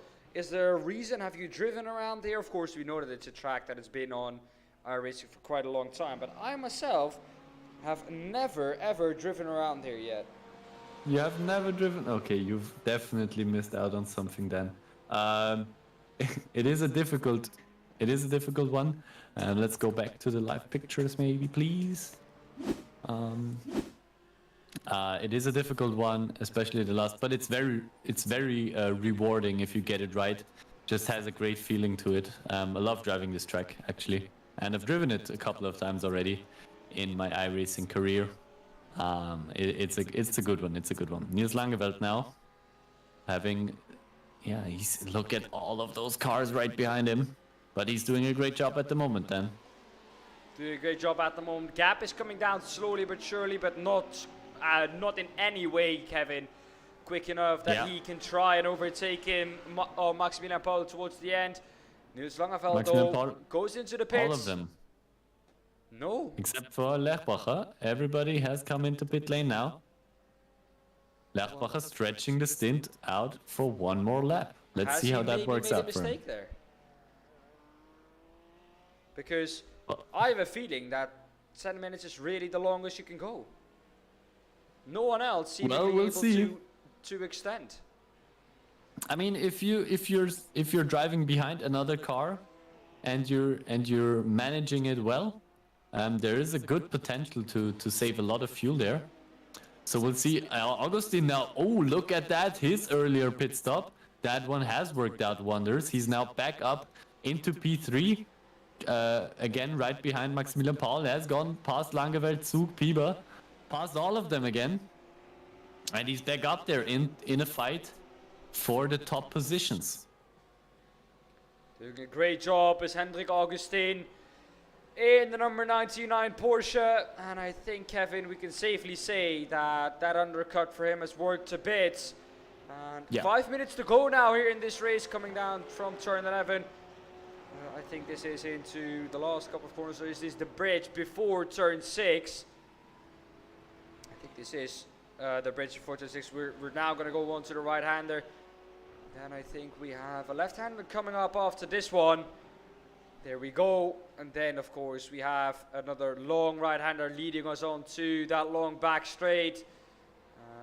Before we go into that long back straight, we still have this right-hander to contend with. This, of course, is the MotoGP layout, I think this is, if you start from this point. I feel sorry. Yeah, but then the whole layout also changes a bit, I think. I don't think you... I'm not quite sure at the moment how... I can just quickly look that up. Ah, we don't... Yeah, okay, I don't know how the MotoGP drives, to be honest. I thought it might be its own a layout in iRacing, but it's not. It seems like it. But yeah, Maximilian Paul regaining the lead from Michael Lerbacher, who is dropping down quite a bit at the moment. That later pit stop really hasn't worked out for him. He's also standing in pit lane extremely long at the moment. Yeah, okay, so there's something wrong there. Let me tell you what that is. Let me tell you what that is right on the spot here. He's gonna have a 30-second longer pit stop than anyone else because probably pit lane speeding, Kevin. That is what I expect is going to be the case here. That is going to be stationary for another 2, maybe 3 seconds. 3, 2, 1. We'll see him moving right about now. There we go. And that is, I think, exactly what I said. Yeah, that should be right about it. Yeah, I mean it's even longer than 30 seconds in the whole pit lane time. Yeah, but yeah, that seems about it. So the pit lane entry, we've talked about that tonight already. It can kill your race, and it has done so. Sadly for Michael Lerbacher here, he's dropped down to P25. Not what he would have done at Florian Stadtmann though, in a big fight with Benjamin Moser. Benjamin Moser going to try and make that pass work on Florian Stadtmann and not quite able to do so. Pulled out very late though. Maybe, Kevin, a little bit too late. Yeah, well, not too late in terms of then hitting Stadtmann. Everything went fine, but he's of course lost a couple of extra tenths there with this misjudged overtaking attempt. Not what you want to do in this final session, in those final minutes of a race. Every tenth is very crucial right now. So you really want to think about where you want to pass, because if you mess up one attempt of an overtake, you might not get another chance after that. Looking then at Julien Rambo, the man in second in the silver class at the moment. Right ahead of him though, the gold and black Porsche, that is the leader of the silver class, that is Ben Buhnagel. Can he maybe on this last lap try and drive towards the back of that Porsche and try and overtake maybe for Julien Rambo? Can he do so? That's the question. It would be amazing for us to see though. The gap is now, just now, 1.02 of a second. If you guys want to get a better insight of that, there we go. There's the intervals for the drivers. He's now within a second coming onto this straight. He's going to benefit from the tow here, Kevin. Well, not the straight yet. Still got a couple of corners up until the long straight. Let's see. I mean, the Ferrari, of course, a bit lighter than the Porsche ahead of him. But it is quite a big gap. Let's see, he really has to nail all of those final corners. I don't know where Maximilian Paul is right now on track. This might be the final lap actually. Or Maximilian Paul, let's see if he can cross the line in time. I think this is the last lap, yeah, Kevin. This is the last lap. This is the checkered lap, so yeah, probably not a chance there for Julian to go past, but also no chance for anybody to go past him. Maximilian Paul wins the first race of the second server, ahead of Hendrik Augustin and Nils Langeveld. Augustin will not be happy with that. He's lost it at the start, but he's clawed back to P2. So, yeah, but he still will not be happy with that, because he probably sees his chances for a victory here very well. But Maximilian Paul used the start to his advantage and then never looked back, actually. What about this then for a fight? This is Michael Lerbacher trying to gain up one position, but I don't think, Kevin, he's going to be able to do so. It's going to be an absolute rundown to the line against the Mercedes of Björn Ritter. And like I said, not quite able to do so. There we go. P24 it will be for him in the end after what looked like a really good race in the beginning. Yeah, Michael will be even more disappointed than Hendrik Augustin at the moment, because with Augustin, he was just, yeah, did a great job there. He was just eaten up, let's did a say. great. Yeah, Paul did a great job on the start. Augustin lost out a bit there, but of course the mistake by Lerbacher, a bit more annoying there. A really unforced error, I would say, and he will definitely not be happy with that. Let's say if it is what we think it is, and that means that it is a penalty for speeding in the pit lane. That would be let's say a stupid thing to do. Of course, you know that there's a speed limit, but it's also a really easy thing to do.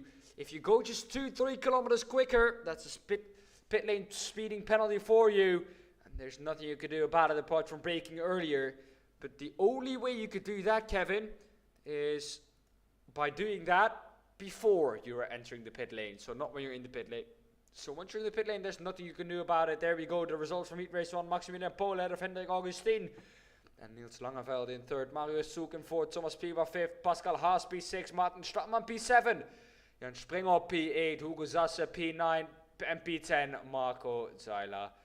I'm going to scroll through the rest of the grid. Pause it where you think your favorite driver is. We only have, of course, the top 30 here with us. So these are all the drivers. We're once again going to go back up to the top. Pause it where you think you want to see it, because we need to go onto the grid for race 2. Patrick Hendo, the silver driver, will start from pole position ahead of Winston Eckel and Florian Stadtmann in third. Benjamin Moser P4. P5 for Julian Rambo. Ben Buhnagel P6. P7 for Marek Bokman.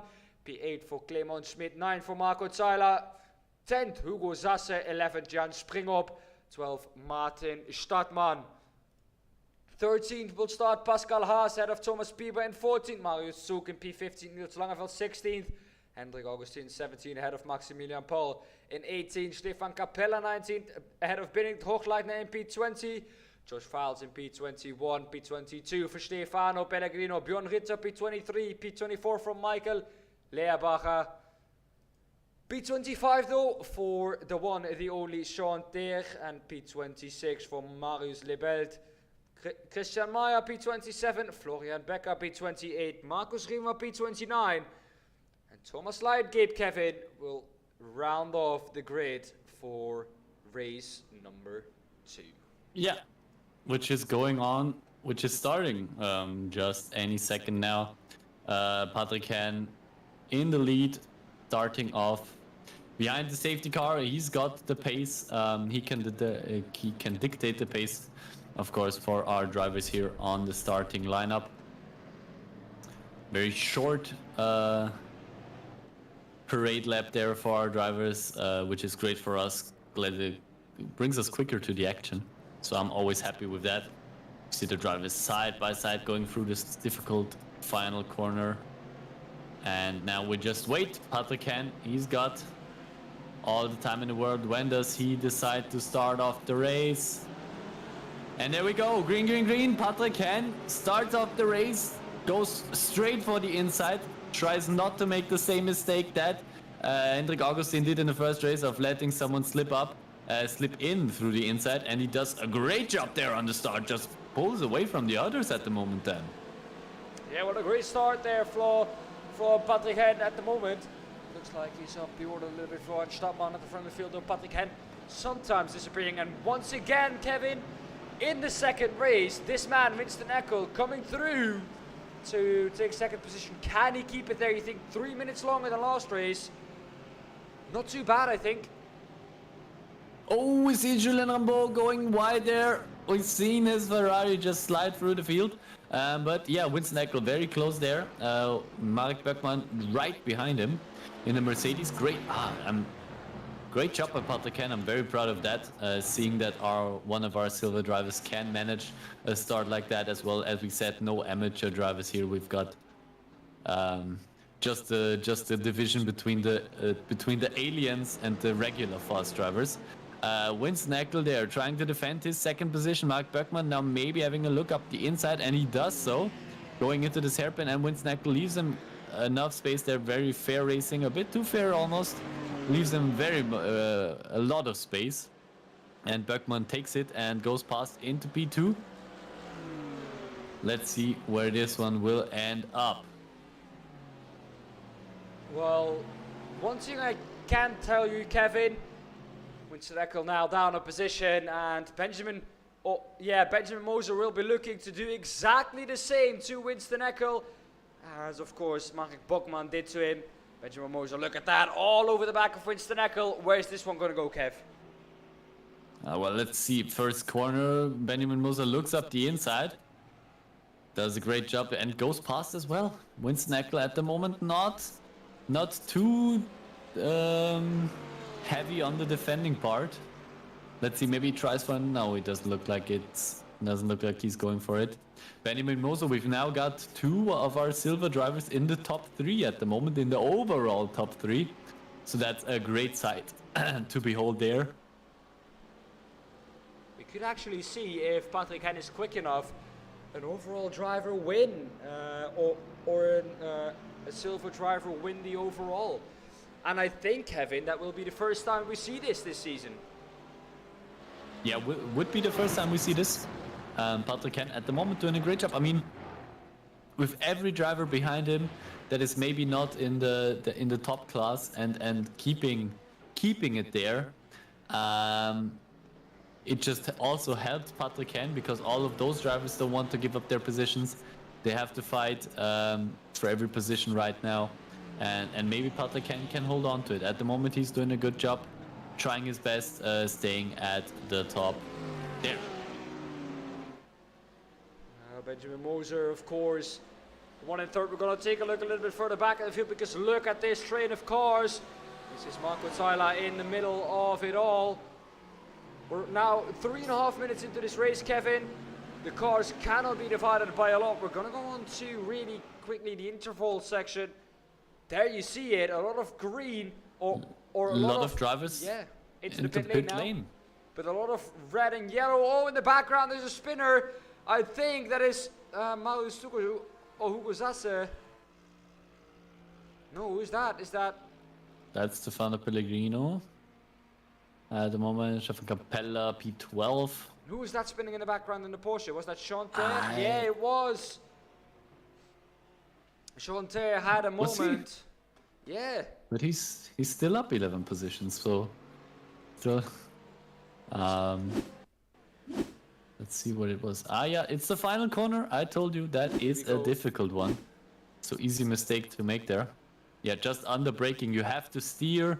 You have to brake, get off the brakes, steer the car, get on the brakes again. And if you just steer a bit too much while still on the brakes, that's what that is what just happens. So easy mistake to make there by Sean. Sadly for him, but he can still claw back some positions, I'm sure. We'll see how that one will end up. Well then, back to live pictures. There we go. Patrick Hen still the one leading this race though. Gap up to 1.7 seconds again. Sean is now down to P14. He was up, I think, up into P8 if he didn't spin. Behind this man, Marco Zeila and Marius Zug. Hugo Sasse though, the winner of course, a couple of weeks ago. Now in P6. The man who won, of course, race 1. Maximilian Paul is at the moment the 3rd of the drivers who have pitted, and the 1st of the drivers who have pitted is Clement Schmidt. Maybe done a banger strategy here, because they pitted really early on here, Kevin. Yeah, they pitted early. Clement's now ahead of him. He's got a lot of space ahead of him. That's what I wanted to say. Winston Eckel now into pit lane. So Clemens now can drive his pace. We saw it in the qualifying, we saw it in the first race up until his spin, and that he has got some pace. He's got some pace on him, so maybe he can now use the free air he's got and maybe close that gap to our top drivers at the moment. But again, Mike Böckmann and Benjamin Moser, so on and so forth. Looking at Hendrik Augustin in P25 at the moment. So again, Kevin, here in server 2, not the race that Hendrik Augustin will have hoped for, and I think there's not a lot that Hendrik Augustin himself can do about it. I think caught up in an incident at the start again. Hendrik Augustin, from what I can see, not a lot has happened to him. Michael Seiler, though, has been off track. Julien Rambo, Kevin, has been up to something as well on the outside. The blue Ferrari. Oh, that's a big snap coming onto the straight, and he's going to go straight into the wall. Oh, and he's hit the wall. Oh, God. Yeah. That's how you almost forget how tricky those GT3s can be when you're looking at our drivers here, who manage to keep it under control most of the time. But yeah, just the tiniest of touches on the grass, and you just see how he had to fight that Ferrari, and in the end the Ferrari sadly won, and hit the wall there. This is where it happened for Hendrik Augustin. This is why he is so far down the order at the moment. Did it all by himself. So sadly for him, and once again a race to forget. But we're going to go back to live pictures because people are pitting. And people are going to the front field. Patrick Hein, which hasn't changed. And there was the Porsche around. I think the Porsche of Marco Zeila. Someone was around there at that corner. I'm sure about it. Let's take a look at who that was. I think it was Ben Buhnagel, Kevin. There we go. Oh. Ben Buhnagel, and that is a heavy damaged Porsche. And it looks like he might have had a hit before that. Didn't see that in the replay or where that damage comes from, but that Maybe Porsche this. doesn't look great. No, he's already damaged there. You can see him just struggling with just driving straight and then just spins it. So he must have hit this the. Oh, there it is. Ooh, I think that was Winston. Yeah, Winston sadly. Eckel. Just tried to get out of the way, but not when the drivers are coming at you at the moment. And yeah, he will not be happy with that there. The man who will be happy though, Patrick Hein. What a drive from him at the moment. Our silver driver still in the overall lead. And could he challenge for a victory here, Kevin? It would be the first overall silver victory, and I think it would be amazing to see an overall silver victory because, well, who doesn't love an underdog story? Kevin, I think we all love an underdog story, but Nintendo, the one who at the moment is doing that for us. There we go into the pit lane. We're going to stick on board with Patrick Hein because, of course, we all want to see where he's going to come out. Yeah, looking at the last lap times there, he was doing great times. So also the drivers that went into pit lane before weren't able to really do such great lap times as he did. So he might have a chance of regaining or staying in P1 after the pit stops. Let's see where he leaves pit lane there. That looks pretty clean. Wow. Maximilian Paul is getting close, I think. No, but not at all. He's enough. actually gained in the pit stop phase. 2.6 seconds is the gap now. A little bit further back to their side by side, coming out of the pit exit. Benjamin Moser lost the position to Mark Buckman. He was ahead for a second, but Mark Buckman, with that superior speed of the Mercedes, pulls in front again. Now a little bit deep though into the left-hander. The first part though, second part is better for him, but not what he would have been looking for there, Kev. And Mark Buckman, not too great for him there, of course, losing that position at the pit stop phase, but also has lost a second to Patrick Hein, if not more. Yeah, if we look at the pit lane time, it's 34 seconds. It was for 34 seconds for Patrick Hein, Mark Buckman 36.2. And almost the difference in pit stop time, so in the standing time, almost a second between those. So Mark Bergman has made a bit of a mess of that pit stop, I think, because he didn't lose all of his time just in the pit stop time where he refueled, but also pit exit, pit entry, where you can just lose that 100th of a second or the 10th. If you just have to brake a bit harder for the entry and then lose a bit of speed there, or with the with your pit box, all of those things where you can lose a bit of time. And it's cost Marek Böckmann quite a bit there. And it's almost cost him P2, as we saw at the exit of pit lane, where Benjamin Moser was close. It was very close to taking his second position. A bit further back though, Marco Zeiler, the one in the Porsche, trying to overtake the Ferrari of Clement Schmidt. Clement Schmidt, of course, had an unfortunate incident in the first race. Due to that, of course, he was down the order, but he was at the point where he spun or had the off track. He, of course, was in a top 3 position, Kevin. So hopefully for him, he can come back a little bit in race 2 here. Absolutely doing so here at the moment in P7. 8 tenths behind Hugo Sasse in the Lamborghini. But under pressure though from Marco Zeiler. Can he try and make that move? He's going to have to be forced to the outside. There's room on the inside. Leaves the door open. Is not going to get burgled though. Marco Zeiler chooses to, well, stick behind for now. Yeah, no worries there yet. That wasn't quite big enough of a chance there for an overtake for Marco Zeiler. He just sticks close to Clemens, doing a great job there, looking for a better opportunity, I guess, to overtake the Ferrari, or try to overtake the Ferrari. We'll see how that one plays out. But great calm driving at the moment from Marco, not pushing anything where it might not work. So I very much enjoy that. We're looking now at Jan-Philipp Springer, P17 at the moment. Also a very close fight there between Capella, Lebelt, Springop and Chanterre behind him. Let's see how that one plays out. Also everybody very, very respectful of each other. And at the helmet cam then from Jan-Philipp Springop here, Kevin. And I think it's always great to have a driver's eye view, especially in a fight like this. He's going to go for it though. He's going to have to stick behind. The gap doesn't open up on the 151 Ferrari ahead of him.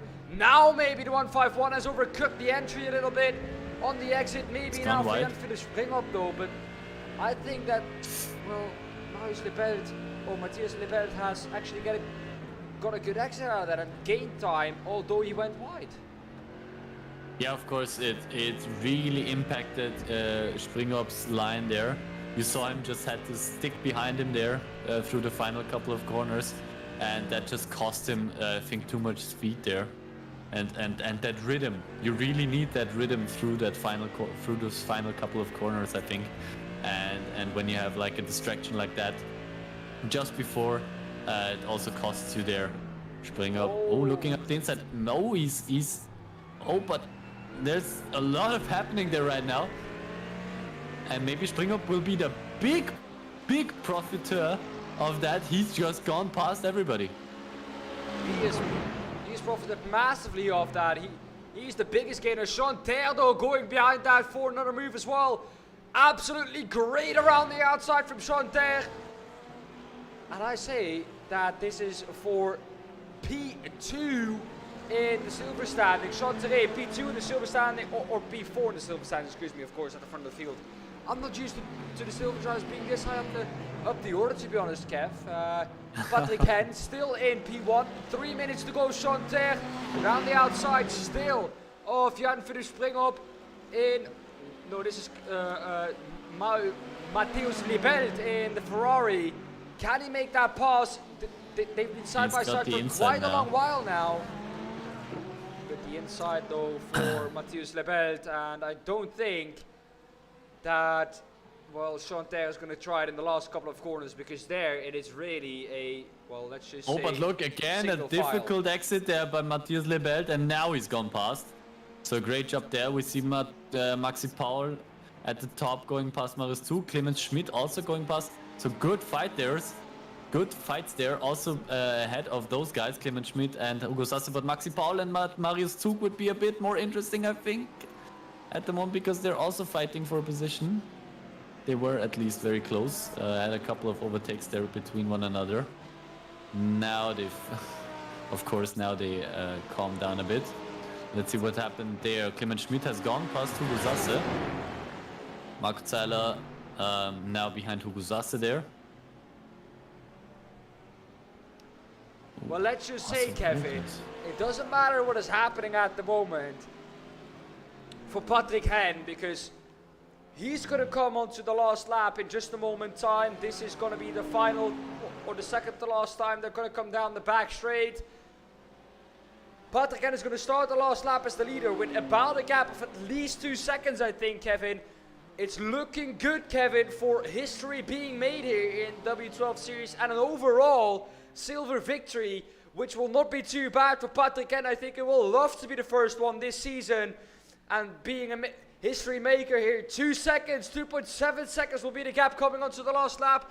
We are going to go back to the action. We're going to go back with him once he gets onto that couple of, to that final section of corners, because I think he's going to be not under attack from anyone until those last couple of corners. If even at those last couple of corners, he's got a great pace at the moment. Mark Beckman last lap was a bit faster, but not fast enough, not quite fast enough to really catch up to Patrick Hen. But let's see what happens here. This is the very close fight there for, I don't know, even Marius Zug is now in this train. So you could say a very close fight for up to 5th position. Let's see where everybody here ends up. Marco Zeiler now having to defend the inside against Martin Stadtmann. Stadtmann trying it now around the outside, not the best position to be in. Oh, Contact. bit of a contact there, but nothing bad happened there. Martin Stadtmann still holding it round the outside, now turning to the inside for that left-right chicane there, but now back Marco Zeiler. Great racing there between those two drivers, still side by side going through so many corners. And now Martin Stadtmann, no, still side by side, still there.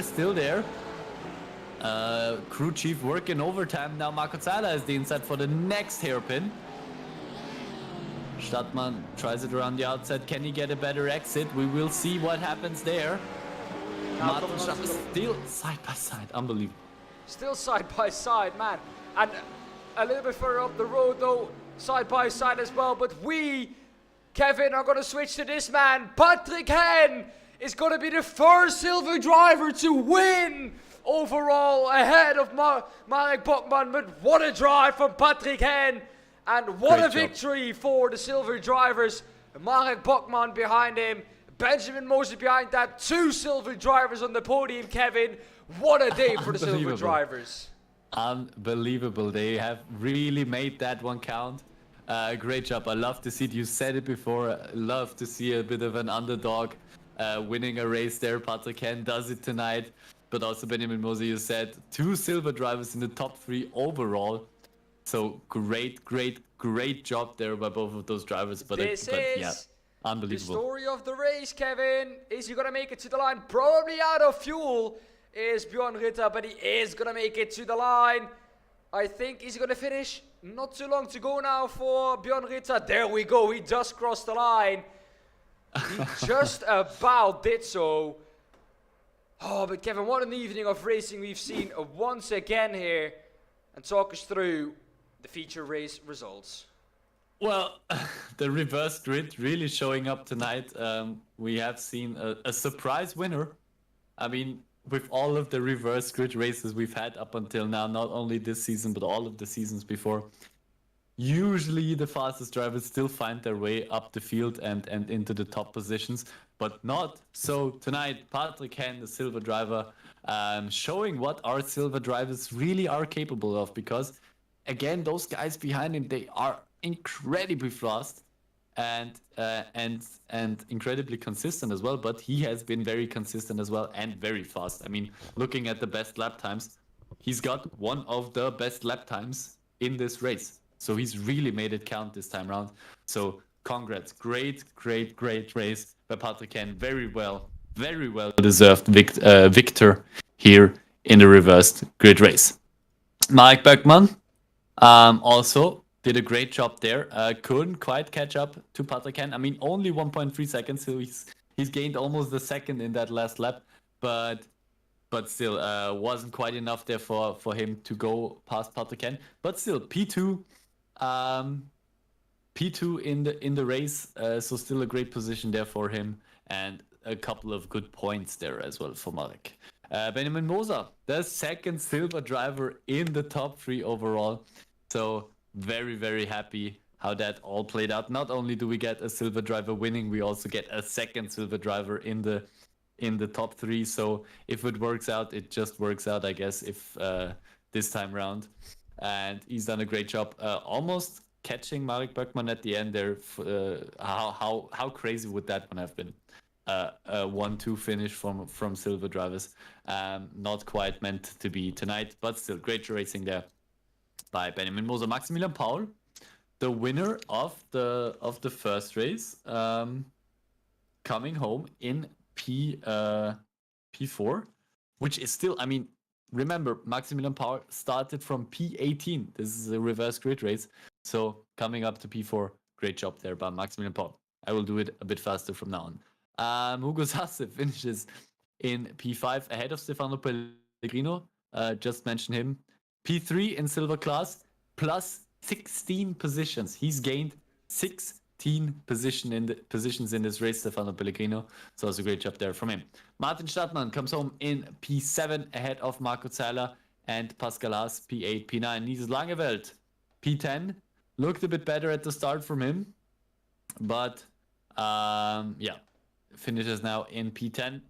Hendrik Augustin, P11. He's also been very much further down the field. So also great recovery drive from Hendrik Augustin. Jan-Philipp Springer in P12. Sean Terre in P13. Matthias Lebelt in P14. Stefan Capella finishes in P15 ahead of Thomas Pieper in P16. Marius Zug, P17. And Björn Ritter, we saw him crawl across the line in P18 without fuel. And he's done so in the end. Clemens Schmidt, only P19. So we didn't sadly see it on camera what happened, that he crashed out that far, I think. Because he was up there in the top 10 fighting for a good position. So sad to see him drop down the field this far. Josh Files in P20. Already 2 laps down from our winner, Patrick Henn. We flipped the page over to P21. Florian Becker already, 5 laps back. Christian Meyer, P22. So a couple of drivers who didn't finish the race, who didn't see the checkered flag. Winston Eckel in P23, Florian Stadtmann P24, Ben Bühnagel P25, Julien Rambeau in P26, Benedikt Hochleitner in P27, Michael Lerchbacher also P28, Markus Riemer P29, and Thomas Leitgeb P30.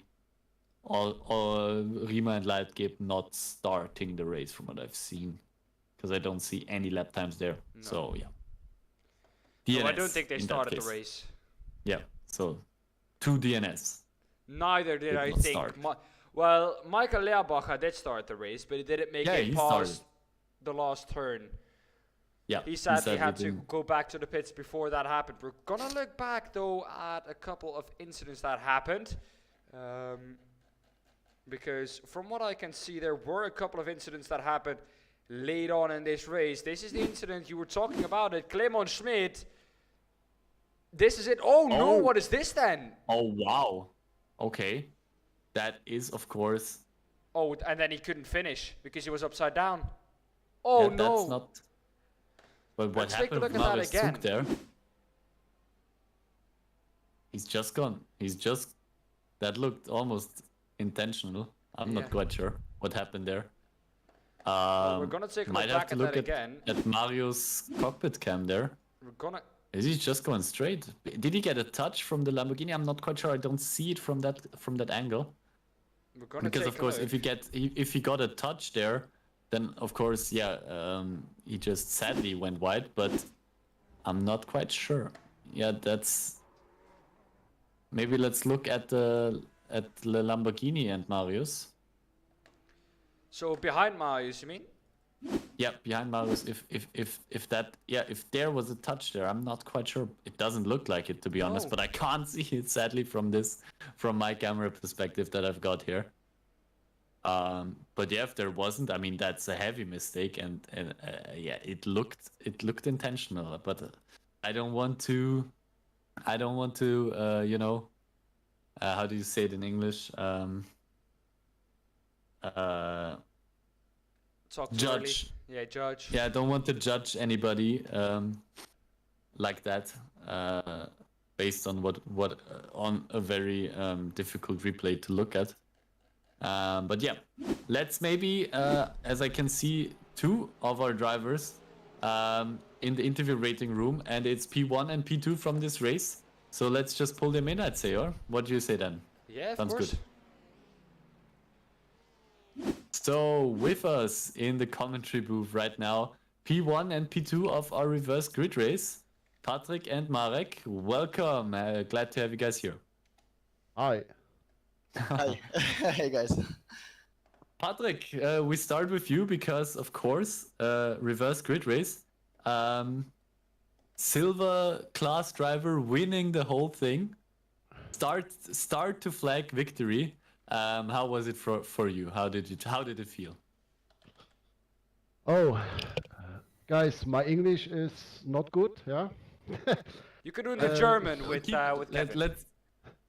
Yeah, but we can keep it short if you want, and maybe an answer in German after that. Also my two race was very good, and oh, Okay. a hard fight mit Marek, Mhm. and ja, so was gut. Okay, ja. Okay, dann machen wir es vielleicht für unsere deutschen Zuschauer, kann man eine Frage auch auf Deutsch machen. Das war sehr gut. Ja, super. Reverse Grid Race, zweite Rennen. Wir machen es einfach nochmal in Deutsch. Starkes Rennen, letzte Flag, einfach komplett dominiert sozusagen. Als einer von unseren Silberfahrern einen Overall-Sieg eingefahren. Wie war es für dich? Erzähl mal. Ja, an sich war es ganz gut, ne? Also zweite Rennen war super, Start-Ziel-Sieg, konnte meinen ersten Platz auch gut behaupten, kommt immer meinen Vorsprung, also verwalten gegenüber Marek, obwohl ich das Gefühl hatte, ich hatte 0,2, 0,3 Liter Sprit zu wenig mit dabei, aber ist am Ende aufgegangen. Ja. Also konnte man ein bisschen safen und somit ja, konnte ich es bequem zu Ende fahren. Das, obwohl du im 20 Kilo geplagten BMW warst. Marek, English is good? Yeah, it's okay. Okay, so that everybody can listen to it. Great race. I mean, P2 in the end. How was it from your perspective? How was it for you? Yeah, I had a really good start, I have to say. I went from P7 to P3 immediately. Just had a really good gap on the inside because I started on the right side, and then I knew I just have to push that I get the gap for the pit stop because I always take too much fuel. I don't know why, it's always way too much. And yeah, in the end, the car felt really good in the second race, and yeah, I tried to catch P1, but he was just too fast in the end. He's done a great job.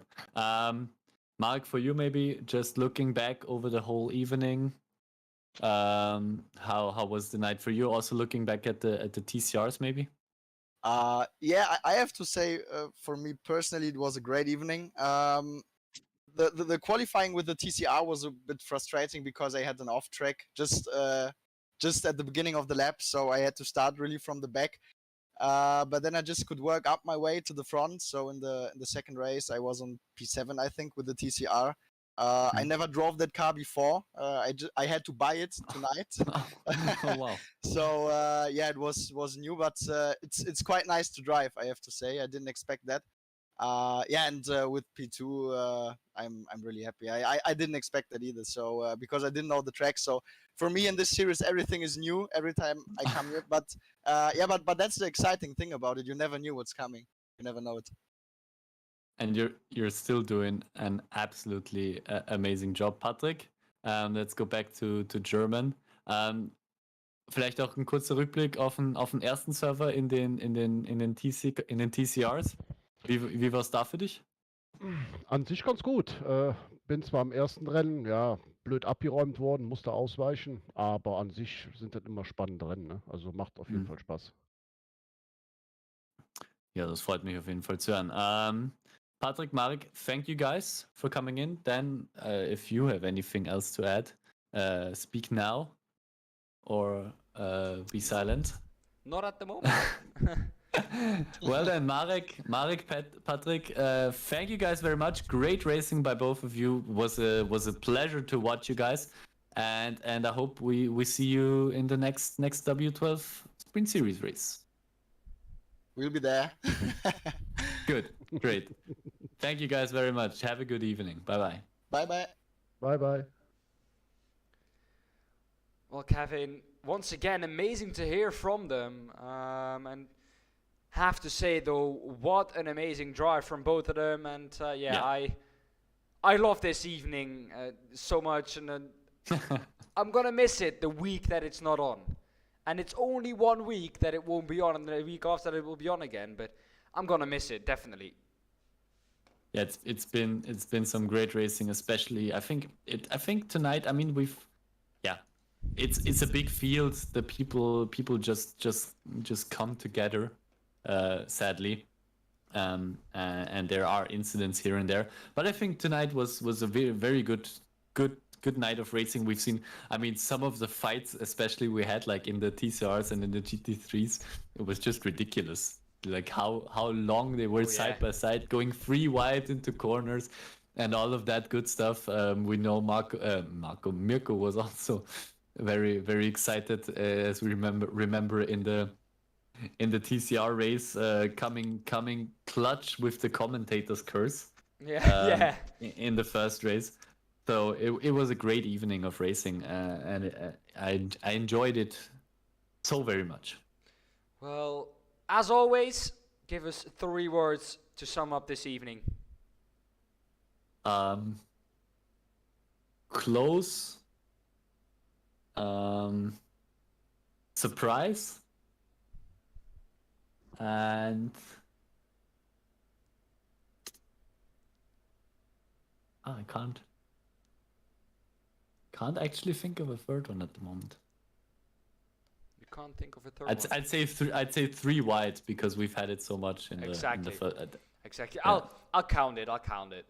Well then, there you go. That was it to round it off. Of course, 3 wide in both servers at the start. It was amazing to see. If you enjoyed it, be sure to smash that like button. If you haven't done so yet, subscribe, because we would love to see you here, of course, in 2 weeks' time. Next week, for everyone, there won't be a W12 series stream, because next week we will have a little bit of a winter break.